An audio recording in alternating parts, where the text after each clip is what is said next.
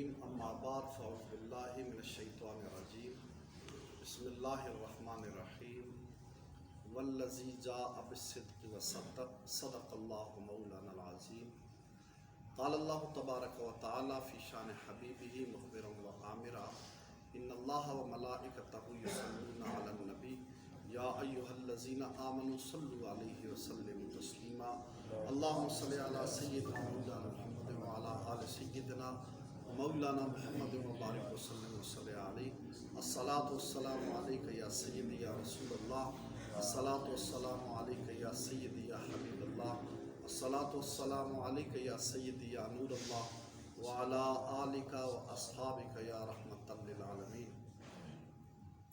نہایت واجب الاحترام قابل صد احترام بزرگوں، نوجوان ساتھیوں، معصوم بچوں، السلام علیکم ورحمۃ اللہ وبرکاتہ۔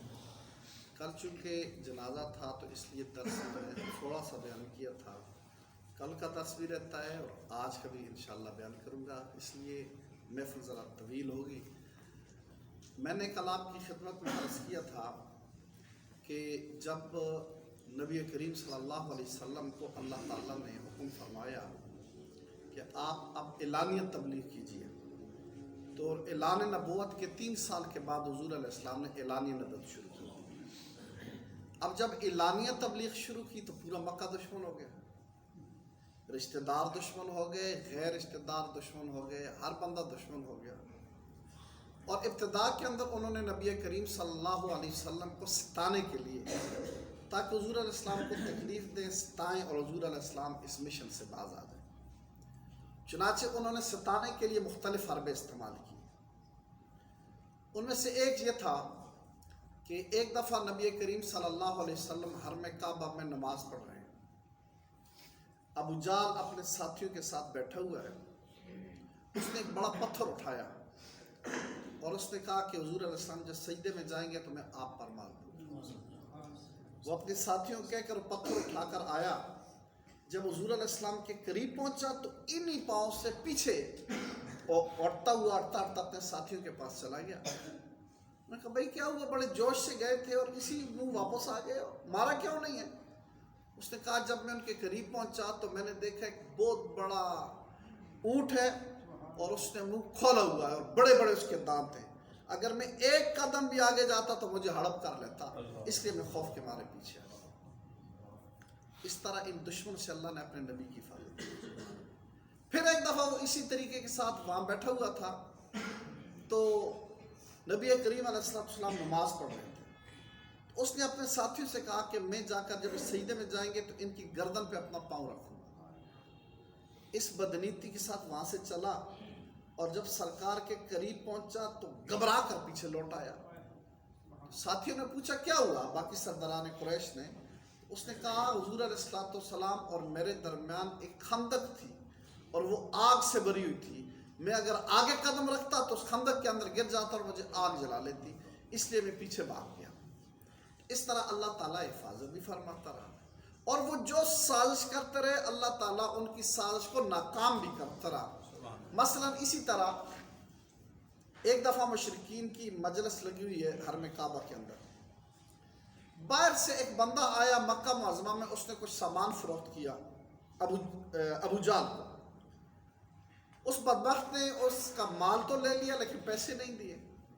اب وہ غریب الوطن تھا، پردیسی تھا، زبردستی تو لے نہیں سکتا تھا، تو لہذا اس دور کے اندر بھی دستور ہوتا ہے اور اس دور کا بھی یہ دستور ہے کہ کوئی بندہ غریب ہو، پردیسی ہو، اس کے ساتھ کوئی ظلم کرے تو اس علاقے کے کسی وڈیرے کے پاس جاتے ہیں، سردار کے پاس جاتے ہیں، کہتے ہیں کہ اس نے میرے ساتھ ظلم کیا، لوگ اس کی مدد کرتے ہیں۔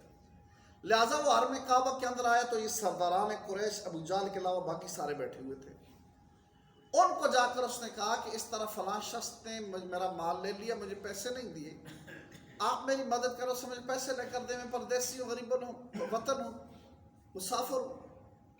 تو نبی کریم علیہ السلام کونے میں پرے بیٹھے ہوئے تھے، تو ان بدبختوں نے تمسخر کے طور پر کہا کہ وہ سامنے جو بندہ بیٹھے ہوئے نا وہ تمہیں پیسے اس سے دلا سکتا ہے۔ مقصد ان کا یہ تھا کہ یہ اس کو جا کر کہیں گے نبی علیہ السلام ابو جہل سے کہیں گے تو ابو جہل نعوذ باللہ نبی علیہ السلام کو برا بھلا کہیں گے، کیونکہ سب سے بڑا دشمن ہی وہی تھا، تو برا بھلا کہیں گے، اس طرح ایک تماشا لگ جائے گا، ہمارے لیے ایک مذاق بن جائے گا۔ وہ تو بندہ وہ تو پردیسی، تو اسے نہیں پتا تھا کہ اصل معاملہ کیا ہے، یہ میرے ساتھ تمسخر کر رہے ہیں. تو وہ سیدھا گیا حضور علیہ الصلوۃ والسلام کے پاس اور گزارش کی کس طرح فلاں شخص نے میرا مال لے لیا، مجھے پیسے نہیں دیتا، آپ اس سے مجھے پیسے دلا دیں. سرکار نے کہا چلو میں تیرے ساتھ چلتا ہوں، دلا دیتا ہوں. سرکار پر چل پڑے. حضور علیہ الصلوۃ والسلام کی یہی عادت مبارک تھی کہ جس کا کوئی مدد نہیں کرتا تھا سرکار اس کی مدد کرتا. انہوں نے پیچھے پیچھے ایک بندہ بھیجا کہ تماشا جب لگے گا تو تم دیکھنا، پھر آ کر ہمیں بتانا کیا ہوا. تو انہوں نے تو چونکہ تماشا لگانا تھا. تو جب سرکار گئے، ابو جہل کا دروازہ کھٹکھٹایا، وہ باہر آیا تو سرکار نے فرمایا اس شخص کا مال تم نے لیا، پیسے نہیں دے، پیسے دے دو. وہ اندر گیا، اس نے پیسے لیے جتنے دینے تھے تو آ کر اس کو دے دیے. اب دے دیے تو وہ بندہ واپس آیا. اس پردیسی کو تو نہیں پتا تھا. آ کر ان کا شکریہ ادا کیا، یار تم نے مجھے اچھے بندے کی رہنمائی کی. میں وہاں گیا اور اس نے میرے پیسے دلا لیا. اللہ تعالیٰ اس پر رحمت نازل کر، اللہ اس کو لمبی زندگی دے. وہ میرے ساتھ چلا اور میرا کام ہو گیا. تمہاری بھی مہربانی کہ تم نے میری مدد کی. وہ اکا بکا رہ گئے، بھائی ہم نے کیا کیا اور ہوا کیا. اب تھوڑی دیر کے بعد وہ بندہ آیا جس کو تماشا دیکھنے کے لیے انہوں نے بھیجا تھا. تو اس نے آ کر پوچھا بھائی کیا ہوا. اس نے کہا کوئی تماشا نہیں ہوا جی. سرکار نے جا کر دروازہ کھٹکھٹایا، ابو جہل واپس آیا، پیسے اس نے پوچھا، سرکار نے فرمایا اسے پیسے دو. وہ جا کر پیسے دے دیے. وہ حیران ہو گئے، یا اللہ یہ معاملہ کیا، یہ تو سب سے بڑا دشمن ہے، یہ تو لڑائی کے بہانے ڈھونڈتا ہے، سرکار سے دشمنی کے، تو اس کو تو بڑا موقع مل گیا، اس نے کیسے ایسے کیسے ہو گیا. چنانچہ جب ابو جہل آیا تو انہوں نے کہا ابوالحکم، حکم ایسے کہتے تھے، ابوالحکم حکمت والا، دانا اور سمجھدار سے سمجھ، کیا معاملہ ہوا، تو نے اتنے آسانی کے ساتھ پیسے کیوں دیے. اس نے کہا یار انہوں نے دروازہ کھٹکھٹایا، میں جب باہر نکلا تو دیکھا وہ کھڑے تھے اور ساتھ وہی اونٹ کھڑا تھا منہ کھولے. میں نے سوچا کہ اگر میں نے چون چرا کی تو اونٹ مجھے ہڑپ لے گا. میں نے چپ کر کے پیسے ان کے والے کی اور اپنی جان بچا. اس طرح اللہ تعالیٰ نے نبی علیہ السلام کی مدد فرمائی. لیکن بعض اوقات تکالیف بھی دی گئی، تکالیف بھی بعض اوقات. ایک دفعہ سرکار سجدے میں تھے، عقبہ نامی بدبخت نے نبی کریم صلی اللہ علیہ وسلم کے گلے کے اندر چادر ڈالی اور اس کو مروڑا، اور بہت زیادہ مروڑا، یہاں تک کہ سرکار کو بہت تکلیف ہوئی. اتنے میں ابوبکر صدیق دوڑتے ہوئے آئے. انہوں نے کہا بدبختو، تم اس شخص کو مارنا چاہتے ہو جو کہتا ہے کہ اللہ تعالیٰ کی عبادت کرو، اللہ ایک ہے جو اللہ کی عبادت کی طرف بلاتا ہے، تو اس کو قتل کرنا چاہتے ہو. چنانچہ ابوبکر صدیق نے حضور علیہ السلام کو اس بدبخت سے چھوڑا. ایک دفعہ اسی طرح مجلس لگی ہوئی ہے، سرکار سجدے کے اندر گئے، ابو جہل ہے اس کے ساتھ، باقی سارے بدبخت موجود ہیں. تو ابو جہل نے کہا تم میں سے کون ہے کہ فلاں جگہ اونٹ لوگوں نے ذبح کیا، اس کی اوجر پڑی ہوئی ہے، اس سے اٹھا کر سرکار کی گردن پہ ڈال. تو یہی عقبہ بدبخت اٹھا اور اس نے وہاں سے وہ اونٹ کی اوجر اٹھائی اور سرکار نے سر مبارک سجدے میں رکھا ہوا تھا، اوپر لا کر انہوں نے ڈال دیا. اب اس کے بوجھ کی وجہ سے سرکار سر نہیں اٹھا سکے. اتنے میں سیدہ طیبہ طاہرہ حضرت فاطمہ الزہرا رضی اللہ تعالیٰ عنہ کو پتہ چل گیا. اب اس وقت 10 سال کی بچی تھی. دوڑتے یہ آئی اور سرکار کے سر انور سے اسے اٹھایا اور سرکار نے سر سجدے سے اٹھایا. تو اس طرح ان بدبختوں نے مختلف تکالیف دیتے رہے مختلف انداز کے اندر کہ کسی طریقے کے ساتھ نبی کریم صلی اللہ علیہ وسلم باز آ جائیں، سرکار باز نہ آئے. اب جب اس طرح ان کا کام نہ بنا تو انہوں نے پھر دوسرا عربہ استعمال کیا. دوسرا عربہ انہوں نے ایک دفعہ حضرت ابو طالب کے پاس گئے اور 3 دفعہ وہاں بھی چکر لگائے. پہلے چکر میں وہ گئے ابو طالب کے پاس اور کہا کہ آپ کا بھتیجا ہمارے بتوں کو برا بھلا کہتا ہے، ہمیں بیوقوف سمجھتا ہے، ہمارے دین کو برا بھلا کہتے ہیں، اس کو آپ سمجھائیں، ورنہ اگر آپ نہیں سمجھاتے تو پھر آپ راستے سے ہٹ جائیں، ہم خود اس کا بدلہ لیں گے، اپنے بتوں کا بدلہ لیں گے. حضرت ابو طالب نے سمجھا بجا کر واپس کر دیا. لیکن کام تو اسی طرح چلتا رہا، سرکار تبلیغ کرتے رہے، لوگ اسلام میں داخل ہوتے رہے، انہیں تکلیف اسی طرح ہوتی رہی. پھر اس نے ایسا کیا کہ پھر ایک دفعہ بھرپور وقت بن کر آیا سارے قبائل کا، اور آ کر حضرت ابو طالب سے کہنے لگے کہ ہم نے پہلے بھی کہا تھا، دوبارہ کہتے ہیں، تمہارا بھتیجا ہمارے بتوں کو برا بھلا کہتا ہے، ہمارے خداؤں کی توہین کرتا ہے، ہمیں بیوقوف سمجھتا ہے. اب 2 باتیں، یا تو اس کو سمجھا دو یا تم راستے سے ہٹ جاؤ، ہم خود بدلہ لے لیں گے. اگر آپ راستے سے نہیں ہٹتے تو پھر جنگ کے لیے تیار ہو، پھر آپ کو اور ہمارا مقابلہ ہے، اب اس سے آگے ہم نہیں صبر کر سکتے. حضرت ابو طالب نے تو بھیجا لیکن خود پریشان ہو گئے. ظاہر سارے سرداران قریش تھے، آپ ایک بڑے سردار تھے، مکہ میں ایک بڑا نام تھا آپ کا. چنانچہ نبی کریم علیہ السلام جب تشریف لائے تو حضرت ابو طالب نے فرمایا کہ بھتیجے مجھ پر اتنا بوجھ نہ ڈالو جتنا میں اٹھا نہ سکوں، پورے قریش سے میں نہیں لڑ سکتا، پورے عرب سے میں نہیں لڑ سکتا۔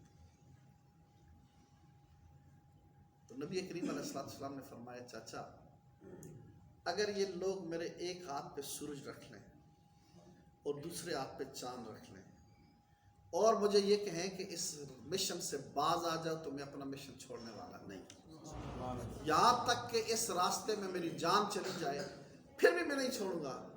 یہ کہہ کر سرکار اٹھ گئے۔ سرکار کا سہارا تو وہ چاچا تھا، اس نے بھی ایک طرح کا ساتھ چھوڑ دیا۔ سرکار کی آنکھوں میں آنسو آ گئے، سرکار وہاں سے اٹھ کر نکلنے لگے تو حضرت ابو طالب نے پیچھے سے آواز دے کر بلایا، فرمایا بھتیجے تم پریشان نہ ہو، تم جو مرضی ہے کرو، میری جان بھی چلی جائے گی نا، میں اپنی جان بھی لگا لوں گا لیکن تجھے ناراض نہیں کروں۔ چنانچہ ابو طالب نے نہیں ناراض کیا سرکار، پھر سب چلے۔ پھر ایک دفعہ وہ لوگ ایک اور تجویز لے گئے، یہ مختلف مواقع پہ آتے رہے، ایک اور تجویز لائی اور بڑی عجیب تجویز تھی۔ انہوں نے مکہ کا ایک بڑا خوبصورت طاقتور ذہین فتح نوجوان لے کر آئے۔ ابو طالب کا ایسا کرتے ہیں کہ اس لڑکے کو آپ لے لیں، یہ آپ کا بھتیجا ہے، آپ کا بیٹا ہے، اس کو آپ رکھ لیں، تمہارے بڑے کام آئے گا، ہم اس سے 10 بار دار ہوتے تیرے والے کرتے ہیں، اور اپنے بھتیجوں کو ہمارے حوالے کر دیں تاکہ ہم اسے ختم کر دیں، اور یہ ہمارا جھگڑا بھی ختم ہو جائے گا، تیرا کام بھی بڑھ جائے گا، اس سے اعلیٰ بچہ ہم تجھے دے رہے ہیں۔ حضرت ابو طالب نے فرمایا سبحان اللہ، تم نے کیسی احمقانہ تجویز دی ہے کہ میں اپنے جگر کا ٹکڑا تمہیں دے دوں اور تم اس کو قتل کر دو اور میں تمہارے بچے کو پال پوس کر پرورش کر کے اپنا وارث بنا لوں اور اس کو اپنے پاس رکھ لوں، یہ کوئی بات ہے کرنے کی؟ تم کتنے احمق ہو۔ یہ کہہ کر پھر انہیں واپس کر۔ اب یہ ہوا کہ یہ امید بھی ان کی ٹوٹ گئی۔ انہوں نے اب 2 طریقے شروع کر دی۔ ایک تو یہ ہوا کہ اب غریب، اب مصطفیٰ کریم علیہ السلام پہ ہاتھ نہیں اٹھا سکتے، مطلب ہے ستاتے تھے، تنگ کرتے تھے، لیکن نعوذ باللہ قتل کر لیں یا کوئی مارنا پیٹ اس طرح نہیں کر سکتے کیونکہ بنی ہاشم سے ڈرتے تھے۔ آپ کے قبیلے کے لوگ اگرچہ مسلمان نہیں ہوئے تھے لیکن باقی قبیلہ ابو لہب کو چھوڑ کر آپ کے ساتھ کھڑا تھا، آپ کے چاچے وغیرہ وہ ساتھ کھڑے، اور سب سے بڑے ابو طالب تھے، سربراہ تھے، وہ ساتھ کھڑے تھے، ہر لحاظ سے ساتھ کھڑے تھے۔ اب ایک تو انہوں نے غریب صحابہ کو ستانا شروع کر دیا، اور دوسرا ان دنوں ایک نیا مسئلہ آ گیا کہ باہر سے قبائل آتے تھے، آج کا موسم آ گیا، اب انہوں نے آپس میں میٹنگ کی کہ باہر سے لوگ آئیں گے اور اگر مصطفیٰ کریم علیہ السلام نے ان کے سامنے پیغام بھیجا دیا، وہ لوگ تو ان کی بات تو جو بندہ سنتا ہے اس کا دیوانہ ہو جاتا ہے، وہ لوگ مسلمان ہو جائیں گے، لہٰذا ایسا کوئی طریقہ کریں کہ میٹنگ ہوئی بھرپور، ایسا کوئی طریقہ کریں کہ یہ باہر کے لوگ آئیں اور ان سے نہ ملیں، ان کی بات نہ سنیں اور چلے جائیں۔ لہٰذا میٹنگ بیٹھی ہوئی ہے، میٹنگ بلائی ہے ولید بن مغیرہ نے۔ لوگوں نے کہا آپ کیا کہتے ہیں، کیا کریں؟ انہوں نے کہا نہ پہلے آپ تجویز دیں۔ ایک نے کہا ہم لوگوں کہیں گے یہ قائم ہے، تو لہٰذا لوگ اس کی بات نہیں سنیں گے۔ تو ولید نے کہا یار وہ جو باتیں کرتے ہیں یہ کائنوں کی طرح کی ہوتی ہیں، کائن گول مول باتیں کرتے ہیں اور اس کی بات ایسی فصیح اور بلیغ اور واضح ہوتی ہے کہ جس میں شک کی گنجائش نہیں ہوتی، اس کون قائن مانے گا؟ ایک اور نے کہا چلو ہم کہتے ہیں جادوگر ہے، نہیں، ایک اور نے کہا ہم کہتے ہیں شاعر۔ اس نے کہا یہ اس کا کلام شاعروں جیسا ہے، شاعروں کا کلام کیسا ہوتا ہے اور ان کا کلام کیسا ہے؟ ان کا کلام سن کر کون ہماری بات مانے گا کہ یہ شاعر ہے؟ ایک اور نے کہا جی ہم کہتے ہیں جادوگر ہے۔ اس نے کہا یار جادوگر تو لگتے نہیں، کیسی باتیں کرتے؟ پھر آپس میں سوچا تو اس نے کہا چلو یہ جادوگر والی بات کچھ نہ کچھ مناسب ہوتی ہے، تو اب اس پر ہم اتفاق کر لیتے ہیں، جو بھی آئے گا ہم کہہ دیں گے یہ جادوگر ہے اور اس پر جادو کا اثر ہو گیا ہے، لہٰذا یہ بے کی باتیں کرتا ہے، جادو کی وجہ سے یہ بے کی باتیں کرتا ہے۔ اب انہوں نے جب عرب کے لوگ جو آئے تو جہاں راستے سے آتے تھے ان کے قافلے یہ ٹولیوں میں جا کر راستے میں بیٹھ جاتے تھے، جو بھی آتا اسے کہتے بھائی ٹھیک ہے آپ آئیں، خوش آمدید، بہت اچھی بات ہے، لیکن ایک خیال کرنا مکہ معظمہ کے اندر ایک شخص اس پر جادو ہو گیا ہے، وہ عجیب باتیں کرتا، اس کی باتیں نہیں سننا۔ کوئی کہتا جادوگر ہے۔ اب اس سے بجائے ان کو فائدہ ہونے کے ان کو نقصان ہو گیا، سرکار کو فائدہ ہو گیا۔ آنے والے بندے نے تو ملنا ہی نہیں تھا، انہیں کیا پتا سرکار کون ہے، جس کو سرکار بتاتے تو ہوتا۔ اب ان لوگوں کو پتہ چل گیا یار جادوگر کو ذرا جا کر ملے تو صحیح، کیسا ہے، یہ خود تشہیر کر رہے ہیں، لوگ سرکار کی باتیں سن کر مسلمان ہو جاتے۔ اسی طرح ایک شخص تھا، زماد اس کا نام تھا، یہ عرب کے اندر بڑا مشہور تھا، جنات یہ نکالتا تھا لوگوں کو، جس پر جادو ہوتا جن ہوتا یہ نکال لیتا تھا، بڑا مشہور، لوگ لے جاتے سے جادو نکالنے کے لیے جنات کی، بڑا مشہور تھا۔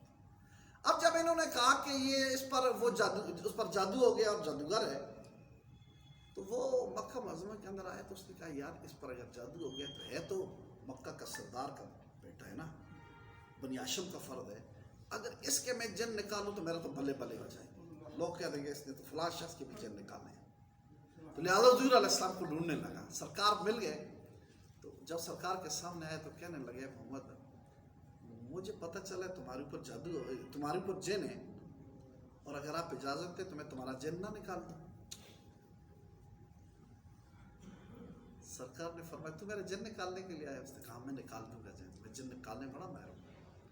سرکار نے پڑھا نحمدہ ونستعینہ ونستغفرہ ونؤمن بہ ونتوکل علیہ، بس یہ پڑھنا تھا کہ اس کے دل کی دنیا بدل گئی۔ اس نے کہا ایک دفعہ اور پڑھیے سرکار نے ایک دفعہ اور پڑھا، اس نے کہا ایک دفعہ اور پڑھیں، سرکار نے ایک دفعہ اور پڑھا، اس کی آنکھوں سے آنسو جاری ہو گئے۔ اپنا ہاتھ آگے کیجیے، سرکار نے ہاتھ آگے کی، سرکار کا ہاتھ چوما۔ اس نے کہا میں پوری دنیا میں بڑے بڑے بادشاہوں کے درباروں میں گیا ہوں، ہر جگہ گیا ہوں، ہر جگہ گھوما ہوں، خدا کی قسم ایسا کلام میں نے آج تک نہیں سنا ہے، ہاتھ بڑھائے میں کلمہ پڑھ کر آپ کا مسلمان ہوں۔ نبی کریم علیہ السلام نے اسے مسلمان کیا، فرمایا اے اپنی طرف سے بیعت کرتے یا پورے قبیلے کی طرف سے؟ اس نے کہا یا رسول اللہ میں اپنے پورے قبیلے کی طرف سے کرتا ہوں، اور پھر چلا گیا اپنے قبیلے میں اور وہاں بھی اسلام پھیلانا شروع۔ ایک طرف تو ان کی یہ تدبیریں جو ہے وہ ناکام ہوتی رہی، دوسری طرف انہوں نے غریب صحابہ پہ ظلم و ستم کی انتہا کر دی۔ حضرت بلال پہ جو ظلم کیا آپ نے سنا، لہٰذا جو چیزیں مشہور ہیں علماء بیان کرتے رہتے میں اس کو نہیں بیان کروں، بلال پہ جو ظلم ہوا آپ سب کو معلوم ہے۔ حضرت یاسر رضی اللہ تعالیٰ عنہ کو تیر مار کر شہید کر دیا گیا، ان کی والدہ سمیہ کو نیزہ مار کر زیر ناف شہید کر دیا گیا۔ کئی صحابہ ایسے تھے کہ ان کو تپتی ریت پر لٹا کر پر پتھر رکھ دیتے، کئی کو پاؤں سے باندھ کر قید کر دیا گیا، بیڑیوں میں جکڑ، کئی کو جکڑا گیا، ظلم و ستم کی انتہا کر دی۔ جب سرکار نے یہ دیکھا کہ میرے یہ صحابہ پہ بڑا ظلم کر رہے ہیں اور جو غریب ہیں ان کے ساتھ زیادہ زیادتی ہو رہی ہے، جو ظاہر ہے طاقتور تھے، سردار تھے، وڈیرے تھے، انہیں تو اتنا نہیں تکلیف دے سکتے، لیکن غریبوں کو بہت تسلاتے تھے۔ سرکار نے فرمایا کہ تم یہاں سے ہجرت کر جاؤ۔ اب شاہ کا بادشاہ نجاشی بڑا نیک آدمی ہے، خدا ترس ہے اور رعیت کا بڑا خیال کرتا، ادھر چلے جاؤ تمہاری جان بچ جائے۔ چنانچہ 83 مسلمان، 2 سفر ہوئے لیکن ٹوٹل جو یہ میں چون مختصر بات کرتا ہوں، 83 مسلمان مرد اور عورت وہاں سے نکلے اور کشتی پہ سوار ہو کر حبشہ چلے گئے، جدہ سے پار حبشہ تھا، حبشہ چلے گئے۔ اب وہاں گئے تو وہاں ظاہر ہے وہ بادشاہ اچھا تھا، وہاں کوئی دشمنی تو تھی نہیں، وہاں رہنے لگے اور سکون کے ساتھ رہنے لگے۔ اہل مکہ کو جب پتہ چلا کہ وہاں مسلمان سکون کے ساتھ رہے تو ان سے یہ بھی برداشت نہیں ہوا، انہوں نے آپس میں میٹنگ کی اور حضرت عمر بن عاص، یہ بعد میں مسلمان ہو گئے تھے، عمر بن عاص کو تیار کیا، یہ بڑا سفارت کا ماہر تھا، اس کو تیار کیا اور اس کا ایک اور ساتھی عبداللہ نام تو اسے تیار کیا، اور ان دونوں کو طائف دے کر بھیجا نجاشی کے بادشاہ دربار میں۔ کہا پہلے تم اس کے نیچے جو سردار ہیں نا ان کو طائف دے دینا، پھر بادشاہ کو دینا، اور بادشاہ کو کہنا کہ یہ ہماری قوم کے آدمی ہیں، بے دین ہو گئے، مرتد ہو گئے، اور یہ آ کر آپ کے ملک کے اندر آباد ہو گئے، یہاں فتنہ فساد کریں گے تو انہیں مارے والے۔ یہ گئے ان کے درباریوں سے پہلے ملے، سرداروں وغیرہ کو تحفے طائف دیے، انہیں اپنا نوا بنایا، ساری بات کی کہ جب ہم دربار میں بات کریں گے تو آپ نے ہماری حمایت کی، انہوں نے تحفے لے لیے تھے، انہوں نے کہا ٹھیک ہے ہم حمایت کریں گے۔ تو جب دوسرے دن دربار لگا تو یہ بادشاہ کے دربار کے اندر گئے اور انہوں نے آ کر کہا کہ بادشاہ بات یہ ہے کہ ہماری قوم کے کچھ لوگ ہیں وہ ہم سے بھاگ کر آپ کے ملک کے اندر آ گئے اور انہوں نے ایک نیا مذہب اختیار کر لیا، اپنے باپ دادے کا مذہب بھی چھوڑ دیا ہے اور عیسائی مذہب بھی قبول نہیں کیا اور ایک نیا مذہب قبول کر لیا، اختیار کر لیا، اور بڑے فسادی لوگ ہیں ہمارے اپنے ہیں، تو بہتر یہ ہے کہ آپ ان کو ہمارے حوالے کر دیں۔ جیسے یہ بات انہوں نے کی تو سارے سردار بولے بالکل جی بالکل، آپ ان کو حوالے کریں، ہمارے مذہب بھی نہیں، ہماری رعایا بھی نہیں، ان کے لوگ یہ نہیں کہ حوالے کریں، یہ جانے وہ جانے، ہمارا کیا تعلق۔ نجاشی نے کہا بات یہ ہے کہ وہ میرے ملک کے اندر آئے ہیں، دور دراز سے آئے ہیں، اور اس لیے آئے کہ یہاں ان کو امن ملے گا، تو میں ان کی بات تو سنوں نا، ان کی بات سن کے ان کے حوالے کر لوں، ان کا موقف کیا پہلے وہ تو سنوں، ان کی بات سنوں گا، اگر جو تم کہتے ہو حقیقت یہی ہوئی تو میں تمہارے حوالے کر لوں گا، اور اگر وہ برے نہ ہوئے پھر میں نہیں حوالے کروں گا۔ اس نے مسلمانوں کو بلا لیا، مسلمانوں کی طرف سے حضرت جعفر طیار رضی اللہ تعالیٰ عنہ، یہ حضرت علی رضی اللہ تعالیٰ عنہ کے بھائی تھے، حضرت ابو طالب کے بیٹے تھے۔ حضرت جعفر طیار رضی اللہ تعالیٰ عنہ بادشاہ کے دربار میں پیش ہوئے۔ بادشاہ نے پوچھا بھائی یہ کہتے ہیں کہ آپ وہاں سے بھاگ کر آ گئے ہیں اور اپنے باپ دادے کا مذہب بھی چھوڑ دیا اور عیسائی مذہب بھی نہیں، کون سا دین تم نے قبول کر لیا؟ تو حضرت جعفر طیار رضی اللہ تعالیٰ عنہ نے فرمایا بادشاہ ہم ظالم لوگ تھے، ہم قتل کرتے تھے، ہم بچیوں کو زندہ زمین کے اندر دفن کر لیتے تھے، ہم چوری کرتے تھے، ہم شراب پیتے تھے، ہم زنا کرتے تھے، ہم بتوں کی پوجا کرتے تھے۔ اللہ تعالیٰ نے ہماری حالت پر رحم فرمایا، ہمارے پاس اللہ تعالیٰ کا پاک نبی آ گیا، اس نے ہمیں کہا کہ قتل کرنا منع ہے، اس نے کہا بتوں کی پوجا نہ کرو، ایک اللہ وحدہ لا شریک کی عبادت کرو، اس نے ہمیں کہا نماز پڑھو، اس نے ہمیں زنا سے، چوری سے، برائیوں سے منع فرمایا، اور اس نے کہا بچیوں کو زندہ درگور نہ کرو، لہٰذا ہم نے اس کی بات مان لی، ہم نے ان برائیوں کو چھوڑ دیا، ہماری یہ قوم ہماری دشمن بن گئی، ہمارے اوپر ظلم و ستم کرنے لگے، اس لیے ہمیں پتہ چلا کہ آپ بڑے رعایا پرور ہیں، نیک آدمی اور رحم دل ہیں، وہاں سے ہم جان بچا کر آپ کے ملک کے اندر۔ اس نے کہا اچھا تو جو آپ کے پاس اللہ کا نبی آیا اس پر کوئی کتاب بھی نازل ہوئی ہوگی؟ تو فرمایا ہاں اس پر کتاب نازل ہوئی ہے۔ کہا وہ کتاب بھی تو مجھے ذرا سناؤ۔ تو آپ نے سورہ مریم شروع کر دی، ادھر آپ نے سورہ مریم پڑھنا شروع کر دی، ادھر نجاشی کی آنکھوں سے آنسو جاری ہو گئے، اور اس کے دربار میں جتنے عیسائی پادری بیٹھے ہوئے تھے، عالم بیٹھے ہوئے تھے، ان کے بھی آنکھوں سے آنسو جاری ہو گئے، رونا شروع ہو گئے۔ اور یہ جو آپ 7واں پارہ شروع ہوتا ہے وَإِذَا سَمِعُوا مَا أُنزِلَ إِلَى الرَّسُولِ، یہ جو ہے کہ جب وہ سنتے ہیں وہ جو اللہ تعالیٰ نے اپنے رسول کی طرف نازل کیا، تَرَىٰ أَعْيُنُهُمْ تَفِيضُ مِنَ الدَّمْعِ، کہ ان کو آپ دیکھتے ہیں کہ ان کی آنکھوں سے آنسو جاری ہو جاتے ہیں، ان کے بارے میں اللہ تعالیٰ نے کہا کہ جب وہ قرآن سنتے ہیں تو ان کی آنکھوں سے آنسو جاری ہو جاتا ہے، رونا شروع ہوتا ہے۔ اللہ اس نے کہہ دیا بھائی میں ان کو آپ کے پاس نہیں بھیجوں گا، تم چلے جاؤ، ان کا کوئی قصور نہیں ہے۔ انہیں کہا تم اپنے میرے ملک کے اندر ہو۔ یہ باہر نکلے، عمر بن عاص نے اپنے ساتھی کو کہا کہ یار ناکام ہو گئے لیکن میں ناکامی قبول نہیں کرتا، کل دیکھنا میں پھر بادشاہ کے دربار میں جاؤں گا اور ایسی چال چلوں گا کہ بادشاہ جو ہے ضرور اس کو ہمارے حوالے کرے۔ دوسرے دن پھر وہ چونکہ نیچے والے اس کے ساتھ ملے ہوئے تھے تو ان کے ساتھ بادشاہ کے پاس گیا اور بادشاہ سے کہا کہ اے بادشاہ آپ جانتے ہیں کہ ان کا حضرت عیسیٰ علیہ السلام کے بارے میں کیا خیال ہے؟ فرمایا کیا خیال ہے؟ کہا وہ تو عیسیٰ علیہ السلام کو اللہ کا بندہ مانتے ہیں، جبکہ عیسائی عیسیٰ علیہ السلام کو اللہ کا بیٹا کہتے تھے۔ ان کے نزدیک تو عیسیٰ علیہ السلام کو اللہ کا بیٹا کہنا عیسیٰ علیہ السلام کی توہین ہے، اور اتنا حکمران اپنے نبی کی توہین تو برداشت نہیں کر سکتا، لہٰذا کہ انہوں نے بہت بڑی چال چلی مسلمانوں کو۔ اب نجاشی نے پھر مسلمانوں کو بلا لیا اور کہا بھائی تمہارا عیسیٰ علیہ السلام کے بارے میں کیا خیال ہے؟ مسلمان کی شان یہ ہے کہ جان چلی جاتی ہے حق کو نہیں چھوڑتا۔ یہاں ہو سکتا تھا مسلمان جھوٹ بول کے جان بچاتے، لیکن حضرت جعفر طیار نے ایسا نہیں کیا۔ آپ نے ارشاد فرمایا بادشاہ ہمارے نبی نے بتایا کہ عیسیٰ علیہ السلام اللہ تعالیٰ کے بندے، اللہ تعالیٰ کی روح اور اللہ کے کلم ہے، روح اللہ ہے، کلمۃ اللہ ہے، عبد اللہ ہے اور اللہ تعالیٰ کے رسول ہیں۔ جب انہوں نے یہ جواب دیا تو وہاں پر تنکا پڑا ہوا تھا، نجاشی بادشاہ نے وہ تنکا اٹھایا اور کہا خدا کی قسم عیسیٰ علیہ السلام جو انہوں نے بیان کیا ہے ایک تنکا بھی اس سے زیادہ نہیں ہے، جو کچھ انہوں نے بیان کیا عیسیٰ علیہ السلام وہی اور یہی آتے۔ اب یہ کہنا تھا کہ ان کے تو منہ لٹک گئے، لیکن وہ دربار میں جو عیسائی پادری بیٹھ رہے انہوں نے شور شرابہ شروع کر دیا۔ نجاشی بادشاہ نے کہا مسلمانوں کو اچھا شور شروع کر دیا اور ان کو کہا کہ ان کے طرف اچھا ان کو کہا کہ بھائی تم شور کرو یا نہ کرو، جو میں نے کہا بات یہی ہے، ان کا منہ بند کر لیا اور کہا انہوں نے جو تحفے دیے ان کو واپس بھیج دو، ان کو تحفے بھی دیے اور ناکام واپس آئے۔ لیکن اس کا نقصان یہ ہوا کہ وہ پادری، سردار، وزیر، وڈیرے جو عیسائی مذہب کے تھے وہ سارے اس کے خلاف ہو گئے، بغاوت کرنے لگے کہ یہ تو عیسیٰ علیہ السلام کو اللہ کا بیٹا نہیں مانتا، اللہ کا بندہ مانتا۔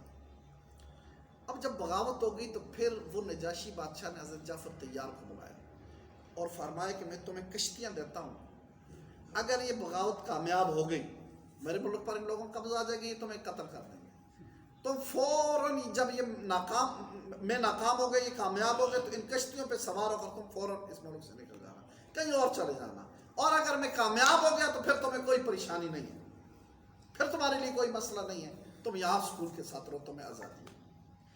اس کے بعد اس نے یہ کیا کہ اپنے سرداروں وڈیروں کو بلانے سے پہلے ایک کاغذ پہ لکھا اشہد ان لا الہ الا اللہ و اشہد ان محمد رسول اللہ و اشہد ان عیسیٰ عبد اللہ و روح اللہ و رسول اللہ، میں گواہی دیتا ہوں کہ اللہ تعالیٰ کے علاوہ کوئی معبود نہیں، محمد رسول اللہ کے رسول ہیں، میں گواہی دیتا ہوں کہ عیسیٰ علیہ السلام اللہ کے بندے، اللہ کے رسول اور اللہ تعالیٰ کی کلم ہے۔ یہ لکھ کر اس نے اپنی جیب میں یہاں ڈال دیا، سامنے والی جیب، اور ان سب کو بلا لیا۔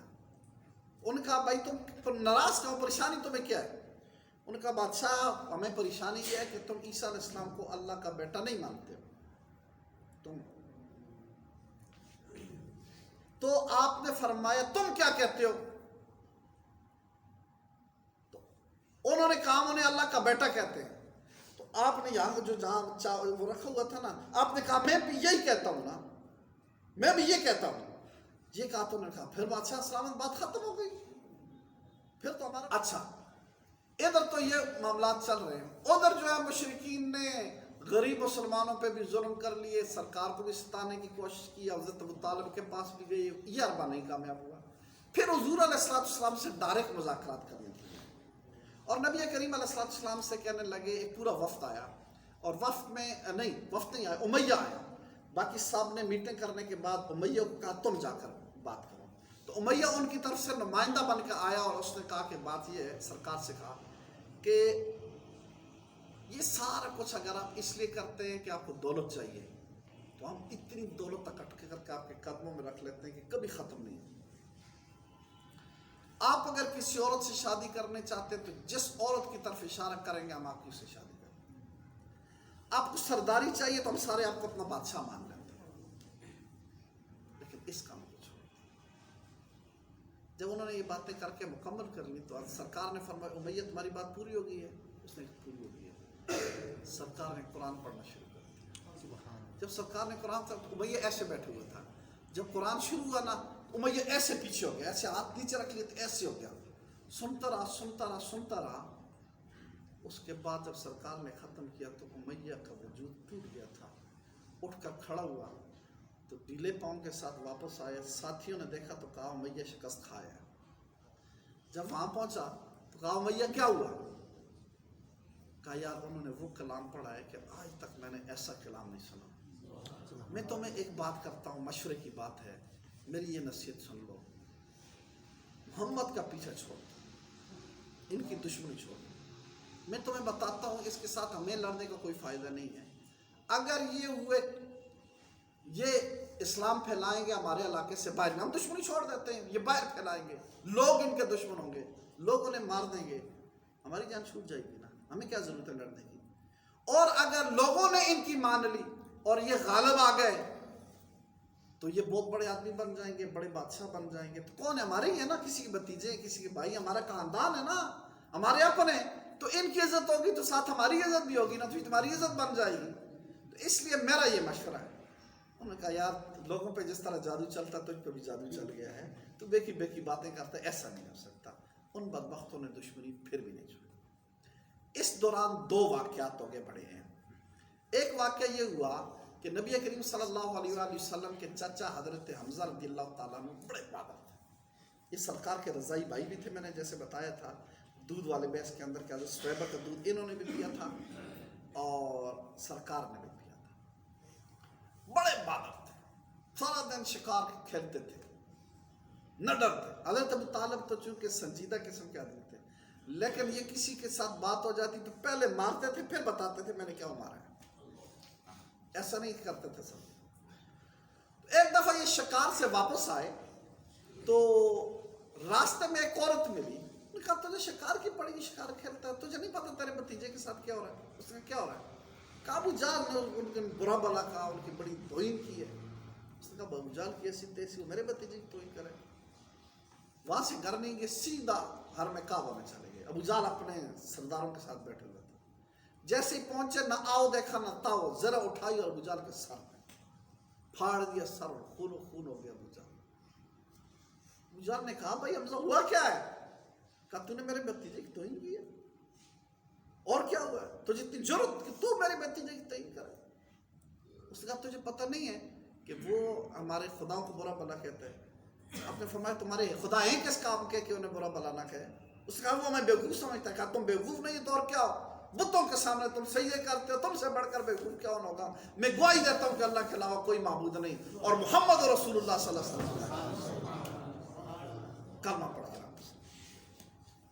اب اس سے مسلمانوں کو بڑا سہارا ملا. حضرت حمزہ بڑے بہادر تھے، ہاشمی بھی تھے، بہادر بھی بہت تھے، بڑے جری تھے، بڑا بااثر. اس کے کچھ زمانے کے بعد حضرت عمر رضی اللہ تعالیٰ عنہ نے اسلام لایا. عمر رضی اللہ تعالیٰ اسلام کا چونکہ اکثر آپ کو پتہ ہے لہذا اس پر میں نہیں بحث کرتا. لیکن جب آپ نے حضرت عمر نے اسلام لایا تو عمر نے سرکار خدمت میں عرض کیا رسول اللہ ہم سچے ہیں. سرکار نے فرمایا سچے. تو کہا پھر ہم یہاں دار ارقم کے اندر چھپ کر نماز کیوں پڑھیں؟ ہم اعلان کعبہ میں جا کر نماز پڑھیں گے. اب مسلمانوں کا قافلہ وہاں سے چلا، ایک طرف حمزہ ہیں دوسری طرف عمر ہیں، درمیان مسلمان ہیں. آ کر حرم کعبہ میں اعلان نماز پڑھی. اس دن سے نبی کریم علیہ السلام نے عمر کو فاروق کا لقب دیا کہ حق اور باطل کے درمیان فرق کرنے والی شخصیت. اچھا اب اسلام اور زیادہ حضرت عمر کے اسلام لانے کی وجہ سے اور زیادہ پھیلنا شروع ہو گیا. باہر سے لوگ بھی آتے اسلام لاتے اور خود مکہ کے لوگ روز بروز اسلام کے اندر داخل ہوتے رہتے. جو کل دشمن تھے آج مومن ہو گئے. جو کل دشمن حضور عمر کو دیکھ لیجئے ننگی تلوار لے کر حضور کو قتل کرنے گئے تھے، حضور کا کلمہ پڑھ کے مسلمان ہوئے. اس طرح کے واقعات ہونا شروع ہو گئے. تو انہوں نے یوں سمجھو کہ سختی کی انتہا کرنے کے لیے آپس میں میٹنگ کی. انہوں نے کہا اب ایک ہی اربہ ہے کہ ہمیں بنی ہاشم پورے خاندان کا بائیکاٹ کرنا چاہیے، کیونکہ حضور علیہ السلام کو وہ نقصان نہیں دے سکتے تھے بنی ہاشم کی وجہ سے. تو انہوں نے کہا بنی ہاشم سے بائیکاٹ کریں گے، بنی ہاشم مجبور ہو جائیں گے، یا حضور کا ہمارے والے کریں گے یا حضور کا ساتھ چھوڑ دیں گے. اس علاوہ کوئی رہا. تو انہوں نے سارے قبائل نے مل کر ایک معاہدہ لکھا سوشل بائیکاٹ کا، اور وہ معاہدہ لکھ کر انہوں نے کعبہ کے اوپر لگا لیا، محفوظ کر کے کعبہ کے اوپر لگا لیا. اس معاہدے میں انہوں نے یہ لکھا کہ ہم میں سے کوئی آدمی نہ ان کی شادی میں جائے گا، نہ غمی میں جائے گا، نہ خوشی میں جائے گا، نہ رشتہ کرے گا، نہ دے گا، نہ رشتہ لے، کچھ بھی تعلق نہیں قائم رکھے گا. نہ سے سودا کرے گا، نہ خریدے گا کوئی چیز، نہ بیچے گا، نہ بات کرے گا. بالکل قطع تعلق. شاہ ابی طالب ایک گھاٹی ہے، حضرت ابو طالب کی ملکیت تھے، بنی ہاشم وہاں محسوس. باقی سارے ادھر تھے سوائے ابو لہب. ابو لہب دشمنوں کے ساتھ ہے، سرکار کے چاچا تھا. باقی سارے چاچے مسلمان نہیں بھی تھے، چاچوں کے بیٹے مسلمان نہیں بھی تھے سرکار کے ساتھ، خاندانی لحاظ سے قبیلے کی وجہ سے بنی ہاشم. لیکن یہ جو ہے یہ ادھر تھا دشمنوں کے ساتھ. اور اتنا بدبخت تھا کہ اگر بنی ہاشم کوئی چیز خریدتے کسی باہر والے بندے سے بھی تو وہ جتنی قیمت میں وہ خریدتے یہ ڈبل قیمت لے کر خود لے لیتا، ان کو نہیں جانے دیتا. یہ اتنا بدبخت تھا مسلمانوں پر. یہ 3 سال یہ مقاطعہ جو ہے جو بائیکاٹ تھا سوشل، یہ 1-2 دن نہیں رہا، مہینے نہیں رہا، 3 سال رہا. 3 سال. اور 3 سال مسلمانوں پہ اتنے مشکل گزرے کہ صحابہ فرماتے ہیں، حضرت صاحب بن ابی وقاص فرماتے ہیں ایک دفعہ میں بھوک سے نڈال ہو گیا تو ایک چمڑا مجھے مل گیا. میں نے اس چمڑے کو دھو کر بھونا اور بھون کر پانی کے ساتھ اسے کھایا. صحابہ فرماتے تھے ہم درختوں کے پتے کھاتے تھے اور درختوں کے پتے کھانے کی وجہ سے ہمارے یہ منہ اور یہ ہونٹ پک جاتے تھے، زخمی ہو جاتے تھے. اور ہم جب پیشاب کرتے تھے ایسا ہوتا تھا جس طرح بکریوں کی مینگنی ہوتی ہے، پتے کھا کھا کر. 3 سال ایسے گزارے. بچے تڑپتے تھے بھوک کی وجہ سے، بلکتے تھے، لیکن ان کو ترس نہیں آتا تھا. ان 3 سالوں میں اتنی مشکلات کے باوجود بھی بنی ہاشم نے سرکار کا ساتھ نہیں چھوڑا، حضرت ابو طالب نے نہیں چھوڑا۔ حضرت ابو طالب رسول اللہ صلی اللہ علیہ وسلم کی چارپائی پہ خود سوتے تھے تاکہ حضور، اب خود ان کو دلاتے سلاتے، ان کو یہاں سلاتے تاکہ حضور کو نقصان، خود اور اپنے بچوں کی ڈیوٹی لگائی تھی حضور کی حفاظت کرنے کا تاکہ کوئی نقصان نہ دے، حفاظت کرتا۔ کوئی قبیلہ خاندان اس طرح نہیں کرتا جس طرح سرکار کے خاندان۔ مسلمان بھی نہیں تھے، میں نے یہ کہا کہ کچھ مسلمان بھی نہیں تھے، لیکن سرکار کے ساتھ کھڑے حضرت ابو طالب کی وجہ سے۔ 3 سال گزر گئے، نبی کریم صلی اللہ علیہ وآلہ وسلم نے حضرت ابو طالب سے فرمایا کہ چچا جان وہ جو انہوں نے معاہدہ لکھا تھا نا، اس کو دیمت لگ گئی اور اس نے کھا لیا، ختم ہو گیا، صرف اس میں اللہ کا نام باقی ہے، باقی سب ختم ہو گیا۔ وہ شروع میں انہوں نے بسم اللہ جہاں لکھتے ہیں وہاں اللہ کا نام لکھا تھا، وہ تو بقائم، باقی سارے کھا گئے۔ ابو طالب نے کہا بھتیجے تجھے کیسے پتا چلا؟ حضور علیہ السلام تو باہر نہیں گئے نا، وہ تو وہاں محصور تھے اور وہ خانہ کعبہ پہ لگائے ہوئے تھا۔ پھر فرمایا کیا تمہیں تمہارے رب نے یہ بات بتائی ہے؟ سرکار نے فرمایا مجھے میرے رب نے بتائی ہے۔ انہیں یقین تھا کہ مصطفیٰ کو جو ان کا رب بات بتائے گا وہ کبھی جھوٹی ہو ہی نہیں سکتی۔ اس لیے سیدھا ابو طالب گئے حرم کعبہ میں، مشرکین کو بلایا، انہوں نے کہا بھائی بات یہ ہے کہ تم نے جو معاہدہ لکھا تھا وہ ختم ہو گیا۔ انہوں نے کہا کیسے ختم ہو گیا؟ کہا اسے تو دیمک نے چاٹ لیا، ختم ہو گیا۔ اس کا دیمک نے نہیں چاٹا، ہم نے بڑا محفوظ کر کے لگایا ہے، دیمک قریب بھی نہیں جاتا، ہم نے بڑی حفاظت کی ہے۔ حضرت ابو طالب نے فرمایا کہ دیمک نے چاٹ لیا تو پھر انہوں نے کہا اگر چاٹ لیا تو معاہدہ ختم ہو جائے گا، تم کیا کہتے ہو؟ آپ نے فرمایا دیکھو اگر دیمک نے اسے چاٹ لیا تو معاہدہ ختم، نہیں چاہتا تو اپنے بھتیجے کو تمہارے والے کر۔ انہوں نے جا کر دیکھا، کھولا تو اللہ تعالیٰ کے نام کے علاوہ باقی سب کو دیمک کھا چکی تھی، کچھ بھی نہیں۔ اب اس پر ابو جہل بڑا تڑپا، لیکن باقی سرداروں نے کہا نہ بھائی بات یہ نہیں ہے، ہم نے زبان دی ہے، تو لہٰذا معاہدہ ختم ہو گیا۔ یہ سن 10 ہجری کے 3 سال اس طرح گزارے تھے۔ 6 ہجرت نہیں، کیا نبوت کے 6 سال مسلمانوں نے ہجرت کی تھی، وہ دور کیا کہتے ہیں حبشہ، اور اس کے بعد 3 سال یہ معاہدہ رہا، سوشل بائیکاٹ، اور ہجرت کے یعنی نبوت کے 10ویں سال رسول اللہ صلی اللہ علیہ وسلم پہ ایک بڑا کام ہوا ہے۔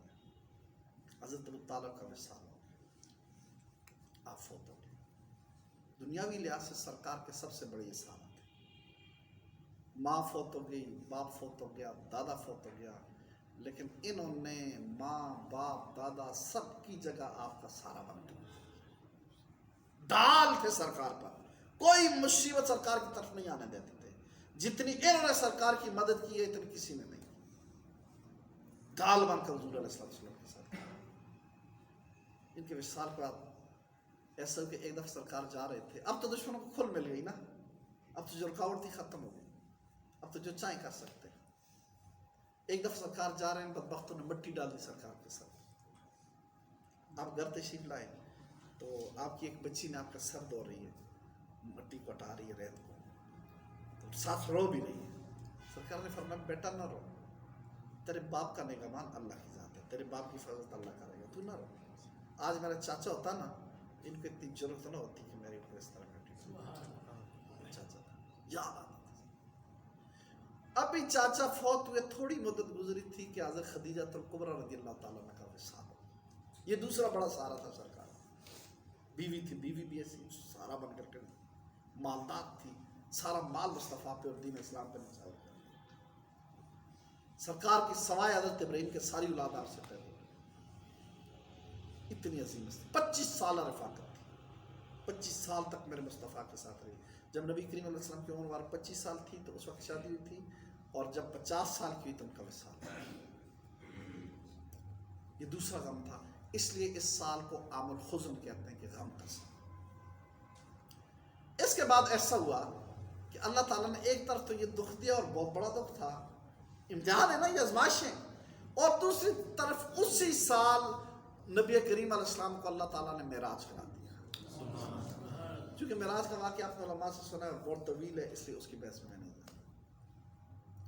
اب مکہ میں معاملات ایسے ہوئے کہ بڑے مشکل ہو گئے، دشمنیاں بہت زیادہ بڑھ گئیں، رکاوٹیں بہت زیادہ ہوئی تو حضور علیہ السلام نے پروگرام بنایا کہ مکہ سے باہر نکلتے ہیں اور قبائل کو دعوت تبلیغ کرتے ہیں۔ مکہ سے مشرق والی سائڈ پر پہاڑی علاقہ ہے جہاں حضور علیہ السلام نے بچپن میں دودھ پیا تھا، طائف کا علاقہ۔ حضور نبی کریم علیہ السلام طائف تشریف لے۔ طائف کے 3 سردار تھے، تینوں بھائی تھے، انہیں سرکار نے دعوت دی دین اسلام کی۔ ان بدبختوں نے کہا کہ اگر اللہ تعالیٰ نے نبی بنانا تھا تو آپ ہی نظر آئے تھے، کسی اور کو نہیں بنا سکتا تھا۔ اس طرح توہین امیز رویہ ان بدبختوں میں اختیار ہوا۔ کسی نے سرکار کی بات نہیں مانی اور واپس بھیج دیا، کوئی بات نہیں مانی اور واپس بھیج دیا، بڑی تلخ بات۔ لیکن اسی پر اکتفا نہیں کیا، جب سرکار واپس آئے تو انہوں نے راستے میں ادھر بھی اور ادھر بھی اوباش لڑکے کھڑے کر دیے اور انہوں نے کہا کہ حضور علیہ السلام پتھر مارے۔ ان بدبختوں سرکار کو پتھر مارے۔ آپ کے ساتھ آپ کا ایک ہی غلام جو منہ والے بیٹے تھے زید بن حارثہ رضی اللہ عنہ، وہ آپ کے ساتھ تھے۔ اب وہ کہہ رہے کیا بچاتے بچاتے وہ بھی زخمی ہوئے اور انہوں نے پتھر مار مار کے سرکار کو لہو لہان کر دیا۔ نالین مبارک جو تھے خون سے بھر گئے، خون بہ رہا ہے جس میں عطر سے، اور نالین پاک جو ہے بھر گئے خون سے۔ اور جب چلتے چلتے سرکار کسی جگہ بیٹھ جاتے تھے تو یہ بدبخت پکڑ کر اٹھاتے تھے اور پھر پتھر مارتے۔ سرکار آتے ایک انگوروں کا باغ تو اس میں جان بچانے کے لیے وہاں پر جا کر کے ایک درخت کے نیچے بیٹھ گئے۔ انہوں نے پیچھے چھوڑ دیا، واپس چلے گئے۔ اب یہ انگوروں کا درخت یہاں تھوڑا آرام کرنے کے لیے تھوڑی دیر رکے۔ اتنے میں جبریل امین 7 پہاڑوں کا فرشتہ بھی ہے جو پہاڑوں کے انچارج ہے۔ جبریل امین نے کہا یہ پہاڑوں کا فرشتہ ہے، آپ سے گزارش کرنا چاہتا ہے۔ سرکار نے فرمایا کیا کہتے ہیں؟ پہاڑوں کے فرشتے نے کہا کہ آپ حکم دیں تو میں ان 2 پہاڑوں کو آپس میں ملا دوں اور ان طائف والوں کو سب کو کچل دوں۔ سرکار نے فرمایا اللہ تعالیٰ نے مجھے زحمت بنا کر نہیں بھیجا، رحمت للعالمین۔ یہ نہیں ایمان لاتے، ان کی نسلوں میں کوئی ایمان لے آئے گا، اس لیے ان کے لیے میں بد دعا نہیں کرتا۔ اس فرشتے نے کہا اسی لیے تو اللہ تعالیٰ نے آپ کو رؤوف الرحیم کہا ہے نا، آپ رؤوف الرحیم۔ اتنا انہوں نے کیا کیا اور آپ کیا کر؟ سرکار نے بد دعا نہیں۔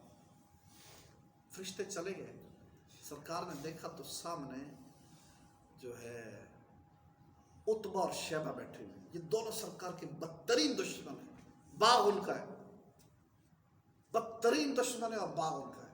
یہ غزوہ بدر میں سب سے پہلے مسلمانوں کے خلاف اترے تھے جنگ۔ جب انہوں نے دیکھا تو سرکار لہو لہانے۔ یہاں پہ ایک بات میں عرض کر دوں، بندے کو تکلیف ہونا تو اس طرح دشمن کے سامنے تو اور زیادہ دکھ ہوتا ہے۔ ایک تو وہ کسی کو نہ پتہ چلے چلو ٹھیک ہے، لیکن اتنی تکلیف بھی ہو اور وہ بھی ایسے دشمن کے سامنے جو پکا دشمن ہے، اور تھے بھی رشتہ دار، ایک ہی دادے کی اولاد تھے، یعنی حضرت قصی کی اولاد میں سے آ گئی۔ 12 انہوں نے انگوروں کا ایک خوشہ توڑا اور اپنے غلام کو کہا کہ جا کر حضور کو پیش کرو، انگور کھاؤ۔ سرکار نے انگور کھانے کے لیے ہاتھ میں لیے اور بسم اللہ الرحمن الرحیم پڑھی۔ اس نے غلام نے کہا آپ بسم اللہ الرحمن الرحیم پڑھتے ہیں؟ تو آپ نے فرمایا کیا ہوں؟ اس نے کہا اس علاقے میں تو کوئی بسم اللہ جانتا ہی نہیں ہے۔ آپ نے فرمایا تو کہاں کا ہے؟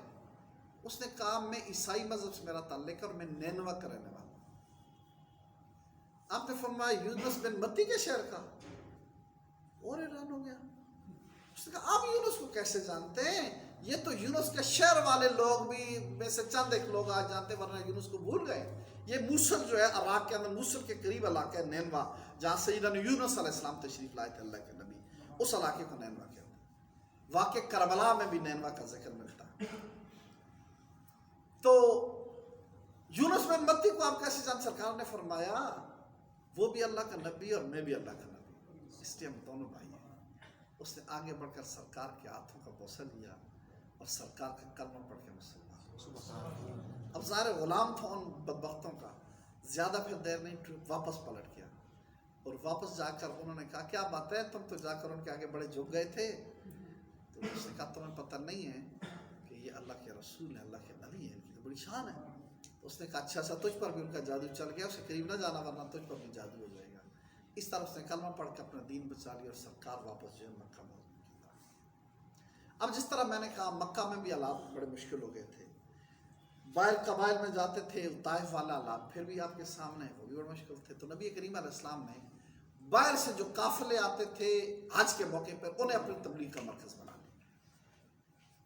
یہاں تک جو میرا درس تھا یہ کل کا ہے، اب آج والا اب شروع ہو رہا ہے، تھک تو نہیں گیا؟ اچھا، اب جو ہے حضور علیہ السلام نے ان قافلوں کو تبلیغ شروع کر دی۔ جب قافلوں کو سرکار تبلیغ کرتے تھے تو یہ بدبخت بھی پیچھے ہوتے تھے، جس قافلے کے خیمے میں جاتے انہیں سمجھاتے تو یہ پیچھے جاتا ابو لہب، باقی ابو جہل یہ جاتے اور کہتے ان کی بات نہیں ماننی، کبھی جادوگر کہتے، کبھی کیا کہتے، کبھی کیا کہتے، راستہ بات ہے۔ اچھا، کچھ لوگوں کو تو یہ ورغلا لیتے، کچھ ایسے بدبخت تھے کہ لوگوں میں سے اکثر لوگ دنیاوی منفعت دیکھتے ہیں۔ آپ اس وقت بھی دنیا کے ہر مسئلے میں دیکھیں، آخر میں جو نتیجہ آتا ہے دنیا کی مفاد آتا ہے۔ کچھ لوگ جو تھے وہ دنیاوی، مثلا حضور علیہ السلام کہتے ٹھیک ہم آپ کا ساتھ دیتے ہیں لیکن اس کے بدلے ہمیں کیا ملے گا؟ آپ بادشاہ بن جائیں گے تو ہم آپ کو کون سا عہدہ ملے گا؟ یا جب آپ دنیا سے چلے جائیں گے تو پھر ہم آپ کی جگہ ہوں گے، یہ آپ وعدہ کرتے ہیں تو ہم آپ کے ساتھ دیتے ہیں۔ اب اسلام سودا بازی کا نام تو نہیں ہے نا کہ آپ اسلام قبول کریں ہم آپ کو یہ دیں گے۔ وہ تو دنیا دار تھے، سودے والے تھے، دنیا پرست تھے، ان کے لیے یہ تھا۔ سرکار نے اسلام اس لیے نہیں کیا تھا کہ جناب والا اس کا سودا کر، اس لیے کہ ان میں سے کسی نے قبول نہیں کیا تھا۔ لیکن یہ محنت رائگان نہیں گئی۔ اسی طرح کے ایک وفد مدینہ منورہ سے آیا تھا۔ مدینہ منورہ میں سے اوس قبیلے سے، اوس اور خزرج دو قبیلے تھے، دونوں مشرک سے، ان سے ایک وفد آیا تھا۔ تو ان میں سے 6 بندوں نے حضور علیہ السلام کی بات سن لی اور کلمہ پڑھ کے مسلمان ہو۔ اب انہوں نے فوراً مان لی اور باقیوں نے نہیں مانی۔ اس کی بنیادی وجہ یہ تھی کہ یہ مدینہ منورہ میں رہتے تھے، مدینہ میں یہودی بھی رہتے تھے، اور یہودی مدینہ منورہ میں اس لیے رہتے تھے کہ نبی آخر الزمان صلی اللہ علیہ وآلہ وسلم کا ان کی کتابوں میں لکھا ہوا تھا کہ اس شہر میں آخری نبی آئیں گے، اور اس آخری نبی کے انتظار میں مدینہ میں رہتے تھے۔ ان کے آباء و اجداد سے اس لیے رہتے تھے، اور جب بھی ان مشرکین کے ساتھ ان کا جھگڑا ہوتا تو وہ کہتے کہ اب آخری نبی کے آنے کا زمانہ آ گیا، جب وہ آئیں گے نا تو ہمارے پاس حکمرانی، پھر ہم تمہارا بدلہ لیں گے، پھر ہم تمہیں پوچھیں گے۔ وہ یہ باتیں کرتے تھے کہ نبی آخر زمان آئیں گے تو پھر ہماری حکومت ہوگی، ہم پھر تم سے بدلہ لیں گے، آج تو تم بڑے یہ کرتے ہو، ہم بدلہ لیں گے۔ اس لیے سابق پتہ تھا، مدینہ والوں کو پتہ تھا نبی آخر زمان کے آنے کا وقت قریب ہے۔ جب سرکار نے باتیں کی تو سمجھ گئے یہی آخری نبی ہے، انہوں نے کلمہ پڑھ کے مسلمان ہو۔ وہ مدینہ چلے گئے، انہوں نے محنت کی تو اگلے سال 12 بندے آئے، آج کی بیت عقبہ اولی اور بیت عقبہ ثانیہ، اگلے سال 12 بندے آئے اور انہوں نے بھی کلمہ پڑھ کے مسلمان ہو گئے۔ تو نبی کریم علیہ السلام نے حضرت مصعب بن عمیر، اچھا انہوں نے کہا کہ آپ ہمارے ساتھ کسی بھیجیں۔ اب ظاہر ہے وہ تو آتے تھے چند دن سرکار کے پاس رہ کر واپس چلے جاتے تھے، دین تو نہیں سیکھ سکتے تھے، تو انہوں نے فرمایا کہ آپ ہمارے ساتھ کسی کو بھیجیں تاکہ وہ وام دین بھی سکھائے، قرآن پڑھائے، تبلیغ کرے اور لوگ بھی مسلمان ہوں۔ سرکار نے حضرت مصعب بن عمیر کو بھیجا۔ حضرت مصعب بن عمیر نے بڑی محنت کی، بڑے بڑے سردار ان کے مسلمان کیے۔ پہلا مدینہ منورہ میں جمعہ شروع کیا انہوں نے، حضور علیہ السلام کے آنے سے پہلے جمعہ کی نماز سرکار کی اجازت سے، اور اس سے اگلے سال یعنی تیسرے سال جو ہے 80 بندے مدینہ منورہ سے آئے، یہ مصعب بن عمیر کی محنت کی وجہ سے۔ مصعب بن عمیر کون ہے تھوڑا سا میں تعارف کرا دوں۔ یہ مکہ کے ایک بانکا جوان تھا، نوجوان تھا، ماں اس کی بہت امیر تھی، لہٰذا یہ بڑے ناز اور نعمتوں سے پلا تھا، دنیا کی ہر نعمت سے میسر تھی، بہترین کھانے میسر تھے، اعلیٰ ترین کپڑا پہنتا تھا، ہر وقت خوشبو لگی ہوتی تھی، جب نکلتا تو لوگ رش کرتے کہ ہم بھی مصعب بن عمیر کی طرح۔ لیکن جب سرکار نے اعلان نبوت کیا تو ابتدائی لوگوں میں یہ بھی ایمان لے آئے۔ اب جب یہ ایمان لے آئے کچھ مدت تک تو اسلام چھپا رہا ان کا، لیکن اس کے بعد قبیلے کو پتہ چل گیا، انہوں نے پکڑ کر انہیں قید کر لیا۔ وہ ماں جو نیاز و نعمتوں میں جس نے پالا تھا قید کر لیا۔ اب جو مسلمان ہجرت حبشہ کر رہے تھے تو یہ کسی طرح بھاگ کر ان کے ساتھ چلے گئے۔ جب عمر رضی اللہ تعالیٰ عنہ نے اسلام لایا نا تو اسلام ذرا مسلمانوں کو، ان کو خبر ملی کہ مسلمان علل اعلان نماز پڑھ رہے تو سمجھے کہ مکہ کی حالات اچھے ہیں، تو یہ کچھ لوگ اور بھی اگر مصعب بن عمیر بھی واپس آ گئے مکہ معظمہ۔ اس وقت ان کے کپڑے پھٹے تھے، پورے جسم پہ کپڑے بھی نہیں تھے، اور جو تھے پھٹے پرانے تھے، اور بندہ جب نعمتوں میں پلو ہونا تو اس کے چہرے کا رنگت اور ہوتی ہے، اور غربت اور افلاس اور بھوک دیکھے تو کچھ اور ہوتی ہے۔ اس طرح چہرہ بھی مرجھایا گیا۔ سرکار نے جب ان کی یہ حالت دیکھی، سرکار کی آنکھوں میں آنسو آ گئے۔ کون وہ عمیر اور کہاں مصعب بن عمیر، کہاں یہ مصعب بن عمیر۔ پھر جب دین پھیلانے کے لیے تو انہیں بھیجا، اور ان کی اتنی محنت سے اتنے لوگ مسلمان ہو گئے۔ پھر غزوہ احد میں نبی کریم صلی اللہ علیہ وسلم نے مسلمانوں کو جھنڈا نے دیا۔ ان کے ہاتھ میں جھنڈا تھا، دائیں ہاتھ میں مسلمانوں کا علم تھا۔ دشمنوں نے حملہ کیا تو بائیں دایاں بازو کاٹ دیا، تو انہوں نے بائیں ہاتھ میں پکڑا۔ بایاں جب کاٹ لیا تو اس طرح اس ہاتھوں کی جو نیچے جگہ نا، اس میں انہوں نے جھنڈا ایسا نہیں چھوڑا، جھنڈا کے دم دیا۔ پھر شہید ہو گئے۔ جب ان کا جنازہ لایا گیا تو کفن کے لیے کپڑا نہیں تھا، تھوڑا سا کپڑا ملا۔ سر ڈانگتے تھے تو پاؤں ننگے ہو جاتے تھے، پاؤں ڈانگتے تھے تو سر ننگا ہو جاتا تھا۔ کفن کا پورا کپڑا میسر۔ سرکار نے کہا سر کی طرف سے کفن کا کپڑا ڈال دو اور پاؤں کے اوپر گھاس ڈال دو، لہذا پاؤں پر گھاس ڈالی گئی۔ اور ادھر یہ اب ان کی زندگی کو دیکھو، صحابہ نے کتنی معمولی قربانیاں تو نہیں ہے نا۔ کہاں وہ ناز نخرے، کہاں وہ نعمتیں، کہاں وہ عیاشیاں، دین کے لیے سب کچھ چھوڑ دیا۔ بھوکے رہے، کپڑے بھی پھٹے پرانے زندگی میں، اور مرتے ہوئے کفن بھی اس طرح تھوڑا ملا، جان بھی، ہاتھ بازو بھی کٹ گئے، لیکن انہوں نے مصطفیٰ کا ساتھ نہیں دیا۔ یہ ایسے سبق۔ اب جب یہ آئے 80 آدمی، اور انہوں نے نبی کریم علیہ السلام کے ہاتھ پر بیعت بھی کی، مسلمان بھی ہوئے، اور سرکار سے گزارش کی کہ آپ مدینہ آئیں، ہم آپ کو لے کر مدینہ چلتے ہیں۔ حضرت عباس رضی اللہ تعالیٰ حضور علیہ السلام کے چاچا اس وقت سرکار کے ساتھ تھے۔ یہ مسلمان نہیں ہوتے لیکن تھے تو حضور کے چاچا۔ جس طرح میں نے کہا کہ بنی ہاشم نے ساتھ تو نہیں چھوڑا، ساتھ دیا ہے سرکار نے۔ جب کافر تھے پھر بھی ساتھ دیا۔ انہوں نے کہا بھائی بات یہ ہے کہ تم حضور علیہ السلام کو لے جا رہے ہو، لیکن ایک بات اچھی طریقے سے سوچ سمجھ لینا کہ یہاں حضور علیہ السلام اپنے گھر میں، آپ کا خاندان ہے، آپ کا قبیلہ ہے، دشمنی بہت زیادہ ہے، لیکن آپ کا خاندان آپ کے ساتھ کھڑا ہے۔ جو کچھ ہوگا، اچھا ہوگا برا ہوگا، ہم حضور کا ساتھ نہیں چھوڑتے۔ خاندان ہے، اپنی جگہ پہ عزت ہے حضور علیہ السلام پہ، یہاں ایک نام ہے۔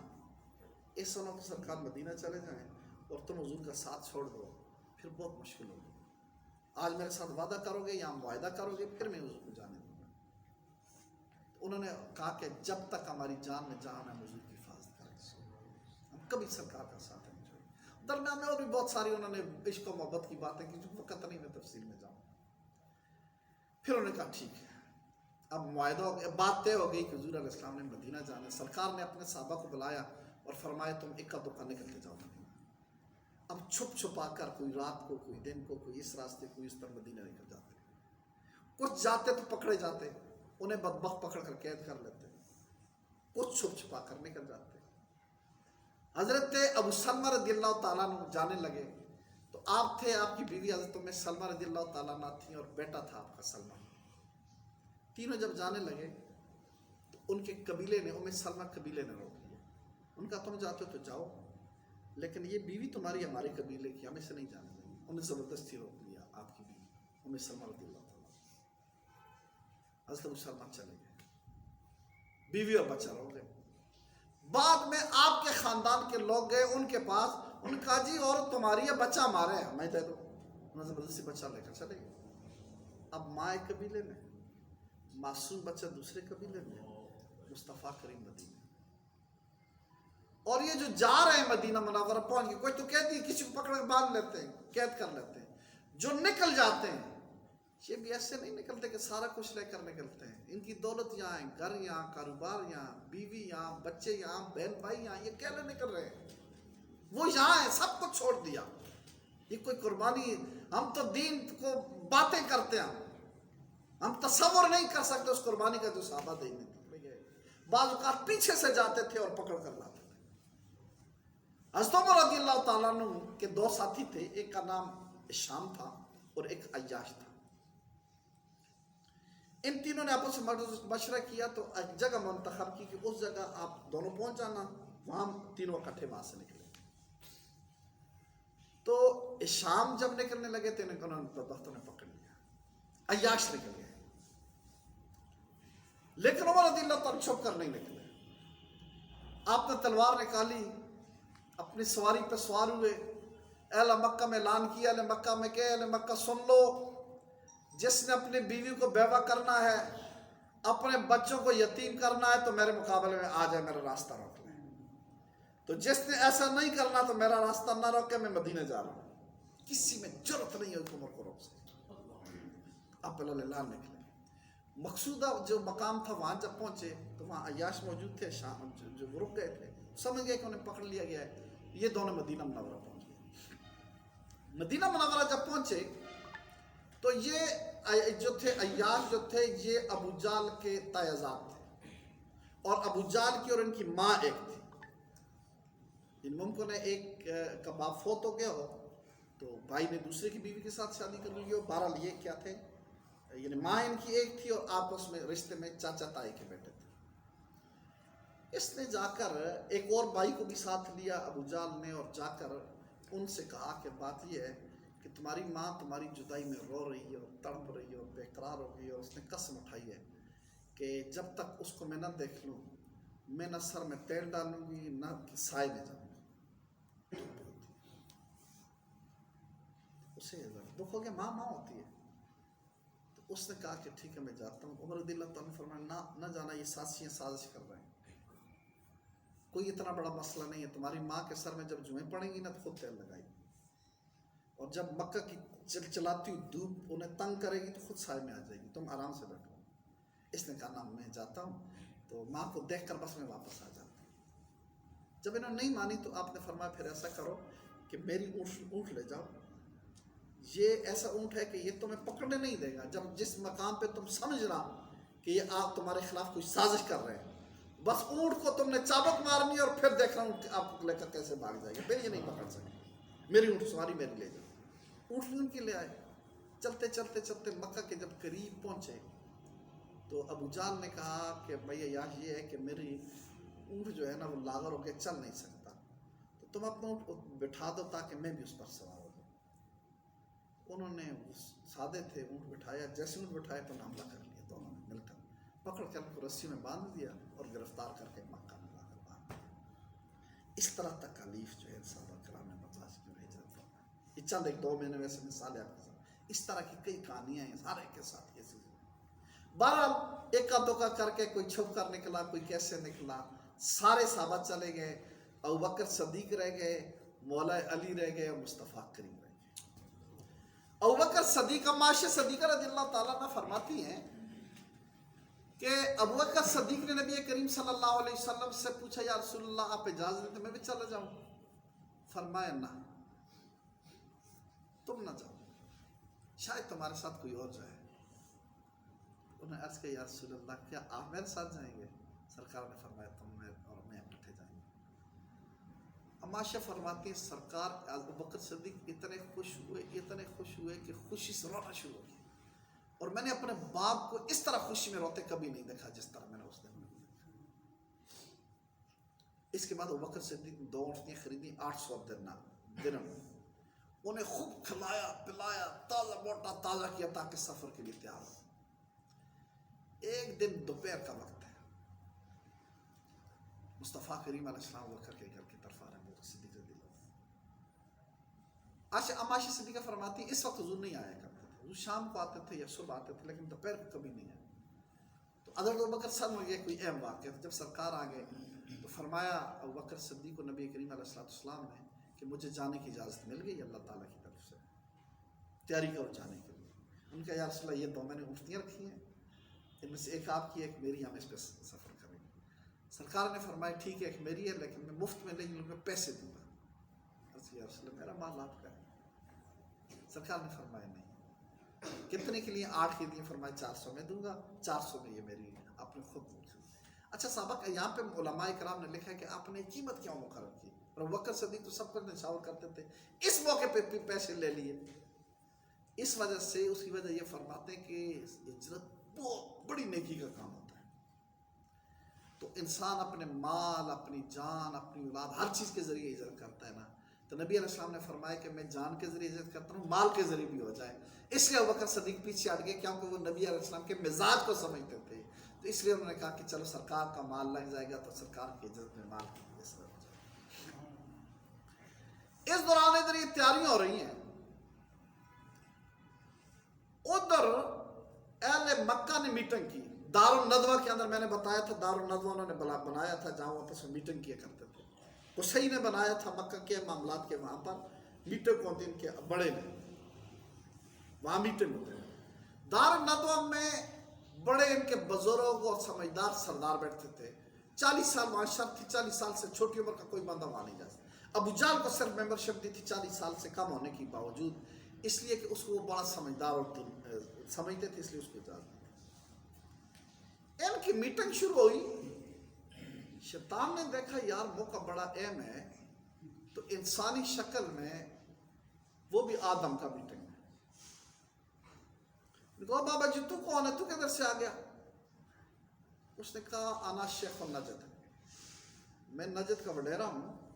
تو باہر جا رہا تھا, میں نے دیکھا بڑے نورانی چہرے, بڑے سنجیدہ لوگ, بڑے سمجھدار اور دانا میٹنگ کر رہے ہیں. میں نے کہا یار میں بھی ذرا ان کی باتیں سن لوں, ان کی محفل میں بیٹھ کر کوئی فائدہ حاصل کروں. شیخ نجدی شیخ نے یہ بات کی.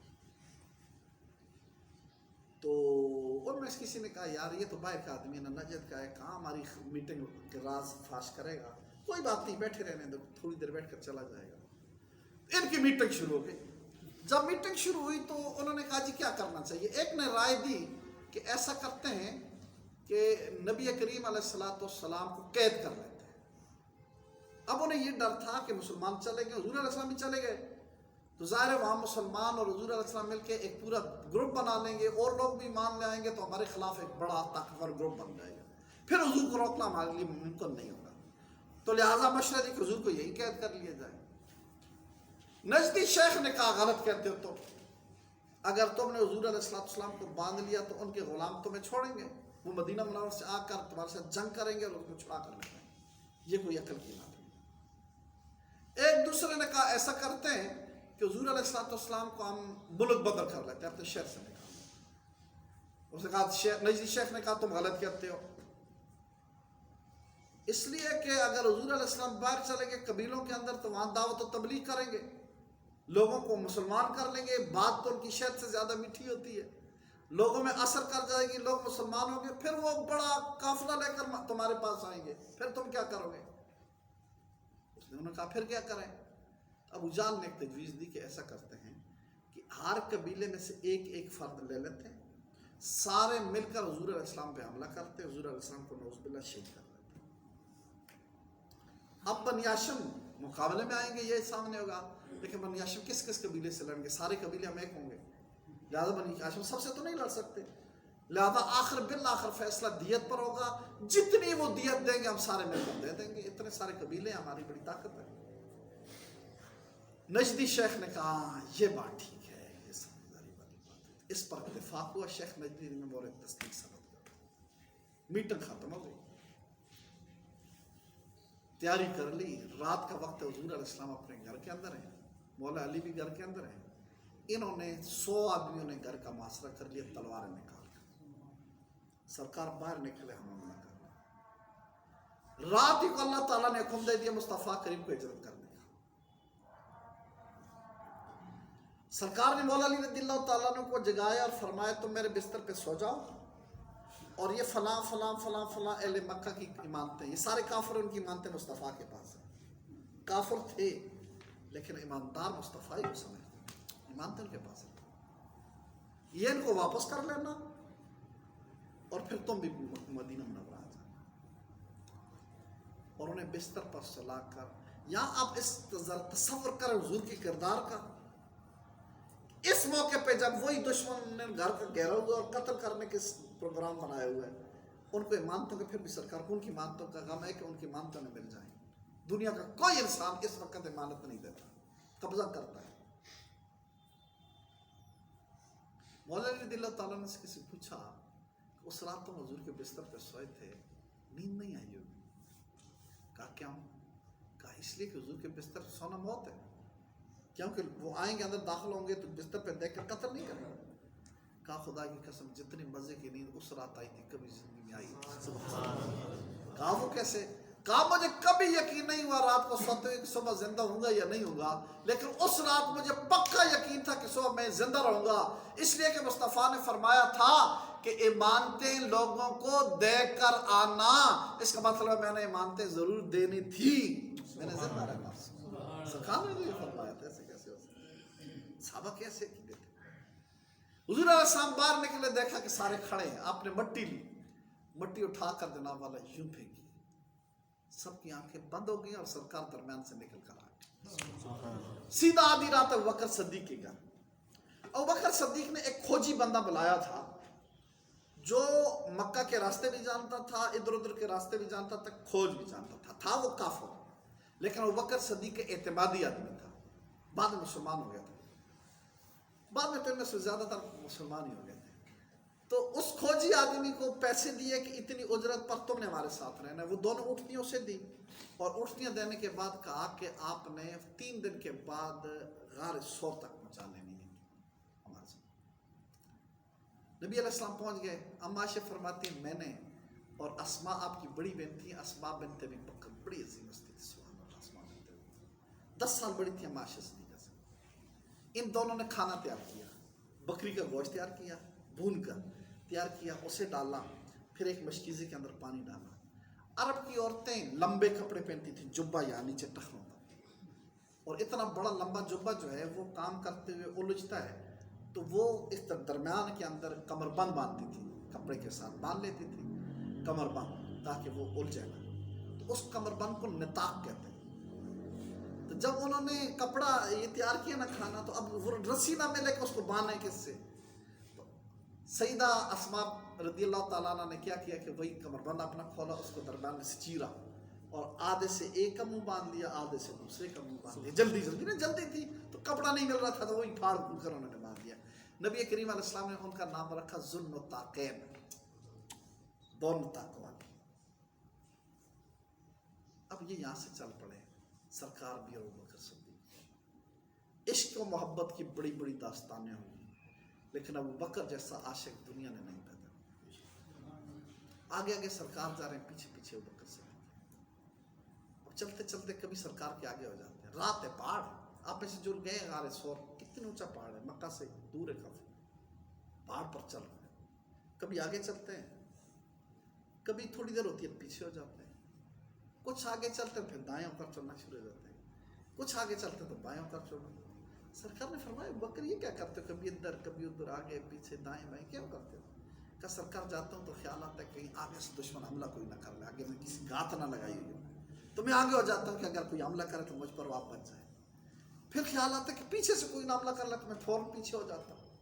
پھر جب خیال آتا ہے ادھر سے کوئی حملہ کر لے گا تو ادھر میں ہو جاتا ہوں، کبھی خیال آتا ہے ادھر سے حملہ کر لے گا تو ادھر ہو جاتا ہوں۔ ایسے چلتے ہیں سرکار کے پاؤں بارک، اب چلتے ہوئے جتی جو ہے نالین پاک وہ اتار لی تھی تاکہ آواز نہ آئے، اور پاؤں مبارک جو ہے نا زخمی ہو گئے۔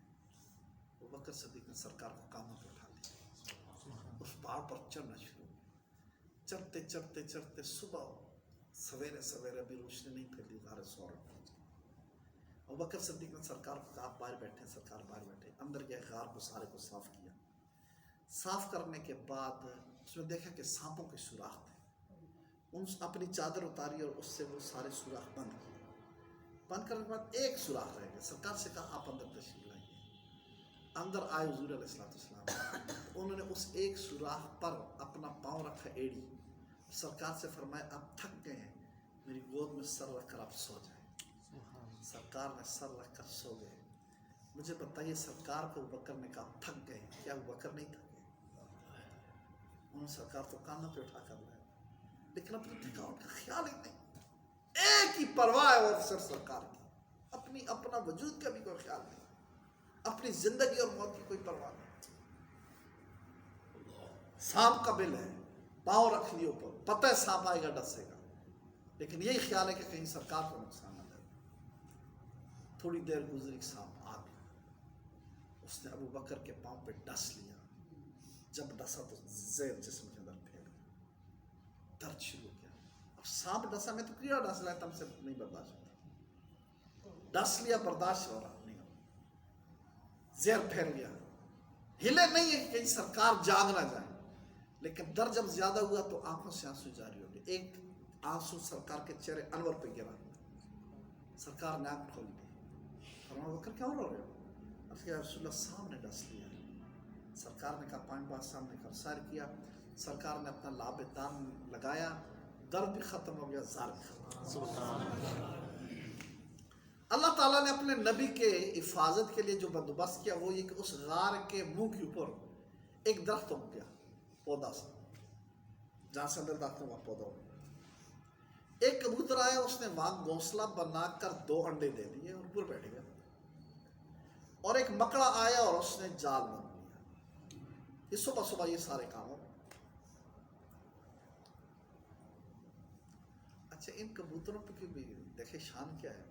انہوں نے سرکار کی حفاظت کی کیا بندوبست کیا کہ وہیں انڈے دے دیے، وہاں بیٹھ کے تاکہ ہونا ہے. بعد میں یہ کبوتر وہاں سے اٹھ کر حرم کعبہ کے اندر آ گئے اور وہاں کر انہوں نے بچے دیے اور آج تک انہی کبوتروں کی نسل حرم کعبہ کے اندر. یہ وہی کبوتر ہے جو انہوں نے وہاں انڈے دیے تھے، بچے دیے.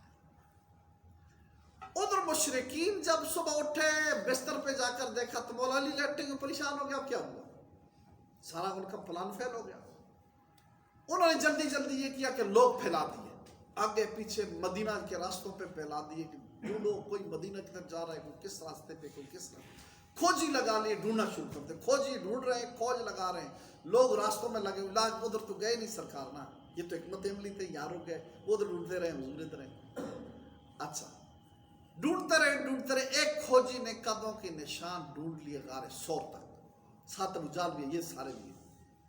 لاتے لاتے لاتے وہ غار تک پہنچ کے اس نے کہا یہاں تک آ رہے ہیں، یہاں سے آگے نہیں چل رہے. اب وہ غار کے دھیانے میں کھڑے باتیں کر رہے ہیں کہ ادھر ہوں گے، ادھر ہوں گے، آگے نہیں جا رہا، کدھر ہو رہا ہے. دروازے یہ غار ہے، منہ پر کھڑے یہ باتیں کر رہے ہیں. اندر آواز آ رہی ہے. ابوبکر مصطفیٰ کریم نماز پڑھ رہے ہیں. ابوبکر صدیق گھبرا گئے. سرکار نے سلام پھیرا، فرمایا ابوبکر کیوں گھبرا گئے؟ عرض کیا یا رسول اللہ صلی اللہ علیہ وسلم مجھے اپنی جان کا کوئی خوف نہیں ہے، اپنے لیے میں نہیں گھبرا رہا. میں تو ایک عام آدمی، میں مر گیا تو کیا ہوگا، لیکن بات یہ کیا تعلق، اگر آپ کو نقصان ہو جائے تو کیا ہوگا، دشمن دروازے تک پہنچ گیا. سرکار نے فرمایا ابوبکر لا تحزن ان اللہ معنا، غم نہ کر، اللہ ہمارے ساتھ. ایک روایت کے اندر آتا ہے کہ ابوبکر صدیق نے عرض کیا یا رسول اللہ یہ تو کھڑے نا، ایسے نے نظر نہیں، اگر نیچے جو کر کوئی دیکھ رہے تو ہم تو اندر نظر آ جائیں گے. نیچے ہو کر دیکھتے تو غار میں نظر آ جاتے. تو فرمایا ابوبکر اس کے بارے میں کیا خیال ہے 2 کے بارے میں جن کے ساتھ تیسرا اللہ تعالیٰ. اللہ نے فرمایا ثانی اثنین اذ ہما فی الغار، وہ 2 جب وہ دونوں غار کے اندر تھے، جب اس نے کہا اپنے ساتھی سے لا تحزن ان اللہ معنا، نہ غم کرو اللہ ہمارے ساتھ. قرآن میں اللہ نے یہ واقعہ بیان اس طرح. اچھا اب وہاں آگے نہیں ہے، آگے پیچھے دیکھا کہیں نشان نہیں جاتا، وہاں جا کر ختم ہو جاتا ہے. ڈھونڈتے رہے نہیں ہوا. کسی نے کہا یار اس غار میں نہ دیکھ لیں. ایک اور نے کہا یار یہ دیکھو کبوتر نے انڈے دی، پتہ نہیں کب کی بیٹھی ہوئی ہے اللہ پر. اور دوسرے نے کہا یہ جالے کو دیکھو یار، یہ تو محمد کے پیدا ہونے سے پہلے کسی مکڑے نے کہا، وہ تو پیدا نہیں اس سے پہلے مکڑے نے جالے گا، یہاں کب گئے ہیں. یہ کہہ کر وہ بات سن. ابوبکر صدیق رضی اللہ تعالیٰ عنہ کے ایک غلام تھے، وہ دن بھر آگے پیچھے بکریاں چراتے. شام کے قریب بکریاں غار سور کے قریب لے آتے. اب لوگ تو سمجھتے ہیں وہاں بکریاں چل رہی ہیں، کسی کیا پتہ، وہی دودھ دو کر جو ہے نا ساتھ سرکار کو اندر دے دے، بکریاں لے کر آتے. حضرت ابوبکر صدیق کے بیٹے عبداللہ دن بھر کافروں کے پاس رہتے، ان کی مجلس میں بیٹھتے، اٹھتے بیٹھتے، چلتے پھرتے. ظاہر مسلمان نہیں ہوتے تو وہ انہی کے پاس ہوتے. جب شام ہوتی اندھیرا ہوتا تو سیدھا غار سور میں آتے، ساری دن کی رپورٹ بتاتے اور ساتھ کھانا بھی. اب عائشہ صدیقہ اسماء بنت ابی بکر کھانا پکاتی، وہ بھی ساتھ لے کر آتے اور انہیں سارا کچھ بتا کر پھر راتوں رات چلے جاتے. صبح اپنے گھر چوٹ کر نکلتے، کسی پتہ ہی نہیں چلتا. 3 دن وہ اس طرح کرتے. اچھا ایک اور عجیب بات ہے، ابوبکر صدیق جب اسلام لائے تو آپ کے پاس 40,000 درہم تھے، اور جب مکہ سے مدینہ جانے لگے تو 6,000 رہ گئے. سارے اللہ کے راستے میں، کوئی غلام خریدا، کبھی کیا لگا دیا. 6 رہ گئے تو وہ بھی بچوں کے لیے نہیں چھوڑے، وہ بھی اپنے ساتھ رکھ لیے تاکہ راستے میں کام آ جائیں. بچے پیچھے. اتنے میں آپ کا حضرت عائشہ صدیقہ فرماتی ہیں دادا آ گیا، ابو قحافہ، ابو بکر صدیق کا باپ. یہ بھی اس وقت کافر تھا، بعد میں یہ مسلمان ہو. اس وقت وہ کافر تھے اور سخت مخالف تھے ابو بکر صدیق کے اس بات پر کہ سارے پیسے لوٹا رہے ہیں، اولاد کے لیے کوئی چھوڑتے ہی نہیں ہے۔ تو انہوں نے کہا مدینہ جا رہے ہیں تو چلے گئے، کہا جی چلے گئے۔ کہا پیسے لے گئے، انہیں غم یہی تھا کہ میرے پوتی پیتوں کا کیا ہوگا، ان کے آنکھ کیسے گزر ہوگا، پیسے تو ساتھ لے جائیں گے۔ تو کہا پیسے بھی ساتھ لے گئے، کہا نہ دادا جی پیسے نہیں لے گئے۔ اب عائشہ صدیقہ فرماتی ہے ہم دونوں بہنوں نے نا وہ تاغ جس کے اندر ابو بکر صدیق پیسے رکھتے تھے نا، ہم نے ادھر ادھر سے بہت سارے پتھر کنکریاں چن کر وہاں رکھ لی، اوپر کپڑا ڈال دیا۔ دادا بوڑھے ہو گئے تھے، نظر نہیں آتا تھا، تو ہم نے ان کا ہاتھ پکڑ کر وہاں لگایا، یہ دیکھیں نیچے پیسے رکھے، یہاں رکھے۔ انہوں نے جا کر اس طرح بعد مطمئن ہو گیا۔ اب شور شرابہ انہوں نے نہیں کیا کہ پیسے بچوں کے لیے نہیں چھوڑے۔ ہر دادا اپنی اولاد کے لیے سوچتا ہے، وہ بھی سوچتے ہیں۔ اتنی عجیب پیار و محبت کا۔ اچھا تیسرا دن جب ہوا، اب انہیں یقین ہو گیا کہ حضور نکل گئے، انہوں نے سب ڈھونڈ ڈانڈ کے کر لیا، انہیں نہیں ملے، یقین ہو گیا۔ رات کے مغرب کے وقت وہ جو بندہ جس کی ڈیوٹی لگائی تھی وہ دونوں مٹھیاں لے کر غار سور کے دانے پہ ہوا، اسے بھی ساتھ لے کیا کہ وہ خفیہ راستوں سے واقف تھا۔ ساتھ ابو بکر صدیق کے غلام جو ہے وہ بھی ہوئے، ابو بکر صدیق اور مصطفیٰ کریم، یہ چاروں جو ہے ان دو مٹھیوں کے ساتھ وہاں سے نکلے۔ رات بھر چلتے رہے۔ دن کو جب سورج نکل گیا اور دوپہر کا وقت ہوا، تھک گئے، کافی آگے نکل گئے تھے، تو ایک پہاڑ تھا، پتھر تھا، اس کے نیچے جو ہے جگہ تھی جہاں دھوپ نہیں لگتی تھی، وہاں جا کر ابو بکر صدیق نے روکا، حضور علیہ السلام اندر تشریف لے گئے۔ وہاں جا کر ابو بکر صدیق سرکار سے فرمایا کہ آپ آرام کریں۔ سرکار لیٹ گئے۔ ابو بکر صدیق باہر نکلے، ادھر دیکھا تو پرے ایک بندے کی بکریاں چل رہی تھی، تو ان کے پاس یہ پوچھا کس کی بکریاں، تو مکہ کے ایک آدمی کا نام اس نے بتایا کہ اس کی بکریاں، میں اس کو غلام ہوں۔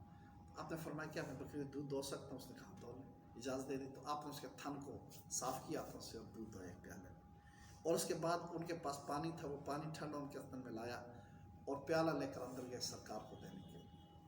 سرکار جو اس وقت آرام فرما تو ہاتھ میں لے کر کھڑے ہو گئے، خود نہیں آرام کیا، نہ اپنے پینے کے بارے میں سوچا۔ اچھا انہیں دودھ دیا نا، تو سرکار جب جاگے تو سرکار نے دودھ پیا۔ وہ جب ایک واقعہ یہ ہے کہ جب غار ہرا میں بھی اس طرح، غار ثور میں بھی دودھ پیا، تو روایت کے اندر آتا ہے کہ ابو بکر صدیق فرماتے ہیں میں نے سرکار کو دودھ دیا، آپ نے پیا اور میں خوش ہو گیا۔ پیا سرکار نے، خوش ابو بکر صدیق، اتنا پیار ہے۔ اب اس کے بعد پھر یعنی سفر اس طرح ہوتا تھا، گرمی بہت شدید ہوتی، رات کو زیادہ سفر ہوتا تھا، تو دوپہر کے وقت اور یہ دوپہر کے وقت آرام کر لیتے تھے، پھر اگلا ٹائم جو ہے آرام کر کے پھر شام کو چلتے تھے۔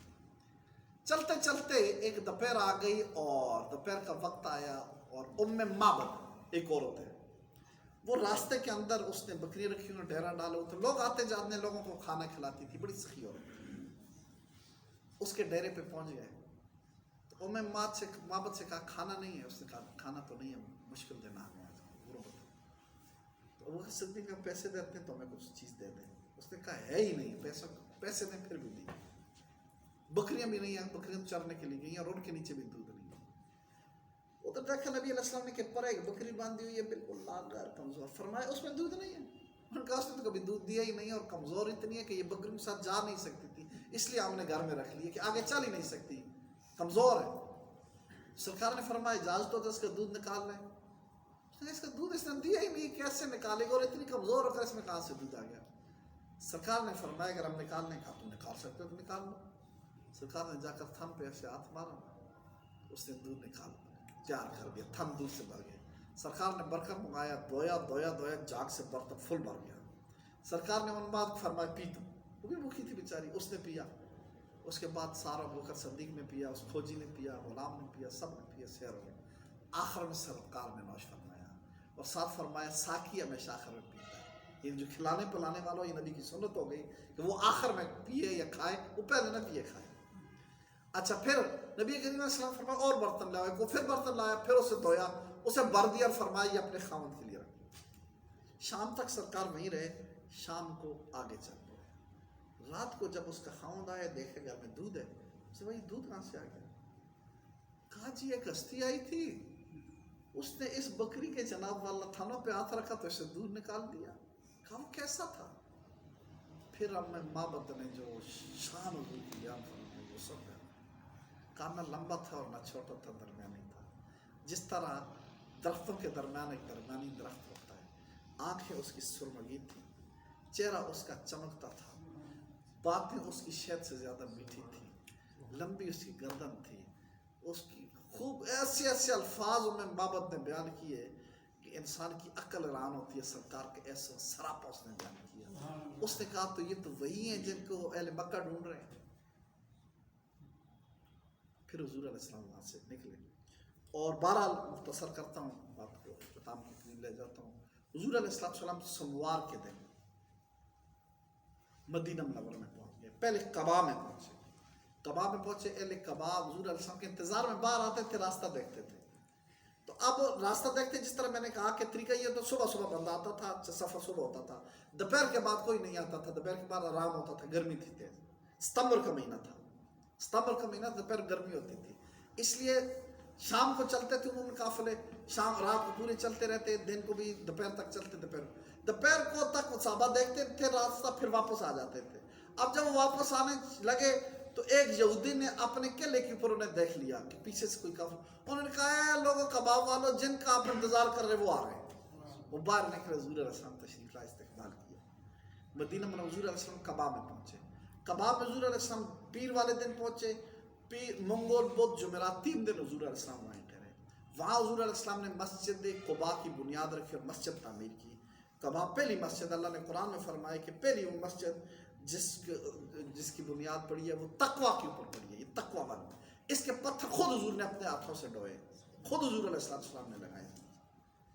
جمعے والے دن پھر نبی کریم علیہ السلام وہاں سے آگے چلے۔ اہل قباء نے بڑی میں چلتے چلتے جمعے کا وقت جب آیا تو حضور علیہ السلام نے ایک جگہ نماز جمعہ پڑھائی، وہاں جہاں آج مسجد جمعہ موجود ہے مدینہ منورہ میں، اس جگہ حضور علیہ السلام نے جمعے کی نماز۔ اس کے بعد حضور علیہ السلام مدینہ منورہ شہر کے اندر تھا۔ تو جس قبیلے کے پاس رکتے تھے، ہر ایک کہتا تھا سرکار آپ ہمارے پاس ٹھہرے۔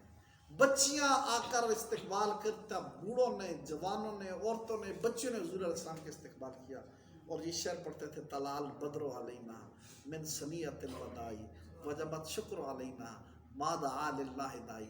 بچیاں یہ شعر پڑھتی تھیں۔ سرکار نے فرمایا تم اتنے پیار سے شعر پڑھتی، کیا تمہیں مجھ سے محبت ہے؟ نے کہا یا رسول اللہ ہمیں آپ سے محبت ہے۔ سرکار نے فرمایا مجھے بھی تم سے محبت ہے۔ کیا خوش قسمت ہے۔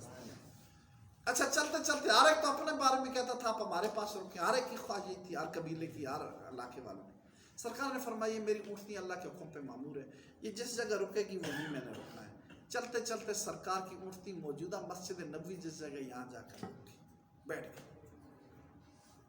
اچھا یہاں کیوں بیٹھی؟ اچھا وہاں سامنے حضرت ابو ایوب انصاری کا گھر تھا، اس کے سامنے آ کر یہاں کیوں بیٹھی اور کسی جگہ کیوں نہیں بیٹھی؟ اس کی بھی ایک وجہ ہے۔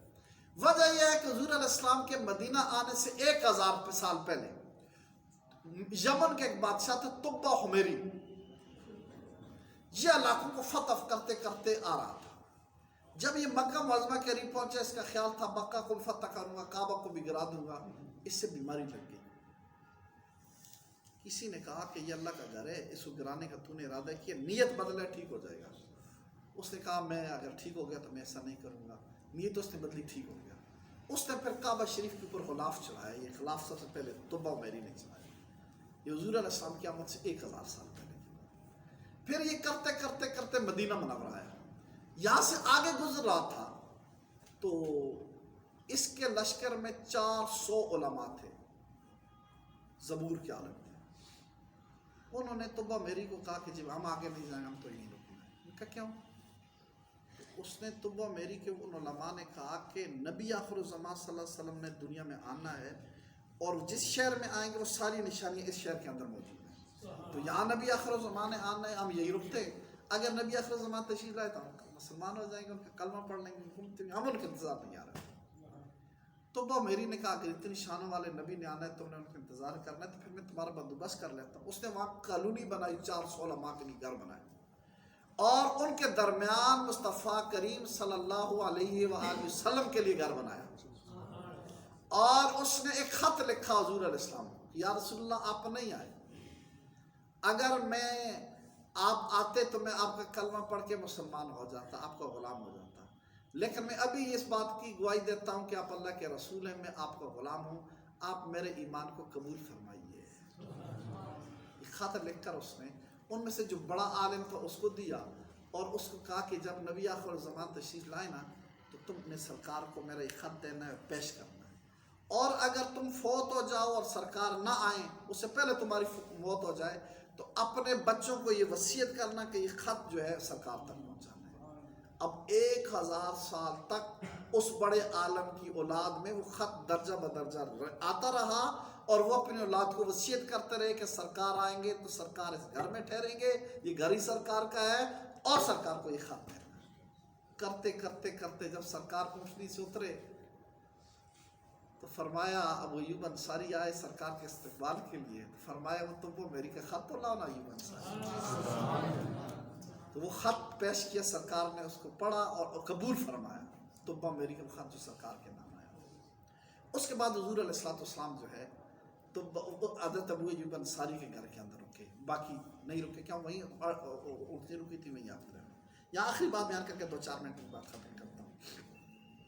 ابو ایوب انصاری کا یہ جو گھر ہے یہ 2 منزلہ تھا، تو اوپر والی منزل میں تختے تھے، تختے لگے ہوئے تھے، تو اوپر بھی رہتے تھے نیچے بھی رہتے تھے۔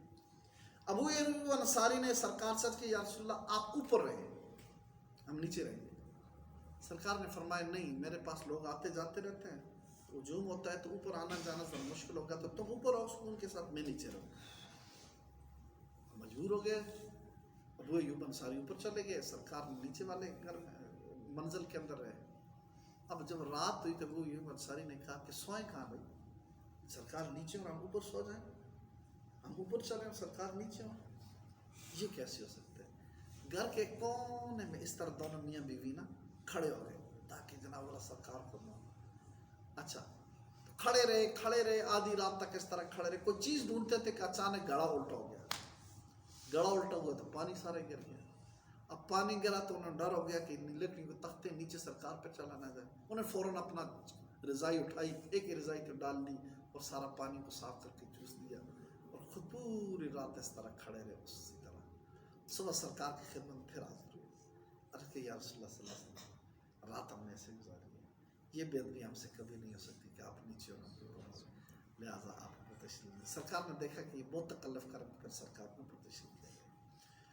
ابو ایوب انصاری کھانا بنا بنا کر سرکار کو بھیجتے تھے، کھانا وہی بناتے تھے، سرکار کو پیش کرتے تھے، سرکار تناول فرماتے، جو بچ جاتا وہ خود کھاتے، حضور علیہ خود بھی ان کے لیے چھوڑ دیتے تھے، تو جہاں جہاں سرکار کی انگلیاں لگی ہوتی ہیں تو بڑے شوق سے وہاں کھاتے تھے، اکثر ایسا ہوتا۔ ایک دن ایسا ہوا کہ انہوں نے کھانا بھیجا، سرکار نے نہیں کھایا، واپس کر دیا، تو کوئی عقل نہیں لگی، سرکار کی خدمت میں سرکار مجھ سے کوئی بے ادبی گستاخی ہوگی، آپ نے تناول نہیں فرمایا۔ سرکار نے فرمایا سر میں اس کے اندر لہسن تھا، تھوم تھا، اور میرے پاس فرشتے آتے، میرے ساتھی آتے، اور اس کی بو آتی ہے تو قریب نہیں ہے، تکلیف ہوتی ہے، اس لیے تم تو کھا سکتے، تمہارے لیے کوئی مسئلہ نہیں ہے، لیکن میں ایسا کھانا نہیں کھا سکتا جس میں لہسن کی بو۔ فرماتے ہیں کہ اس کے بعد انہوں نے اس طرح کا کھانا نہیں بنایا ہے جس میں لہسن کی بو۔ دعا کر کے اللہ تعالیٰ ہمیں صحابہ کریم جس طرح نبی کریم علیہ السلام سے محبت کرتے تھے، صحابہ کرام سرکار سے عشق کرتے تھے، ان میں سے کچھ تھوڑا گلے اللہ ہمیں بھی عطا فرماتے ہیں، عشق مصطفیٰ عطا فرمائے۔ وما علیہ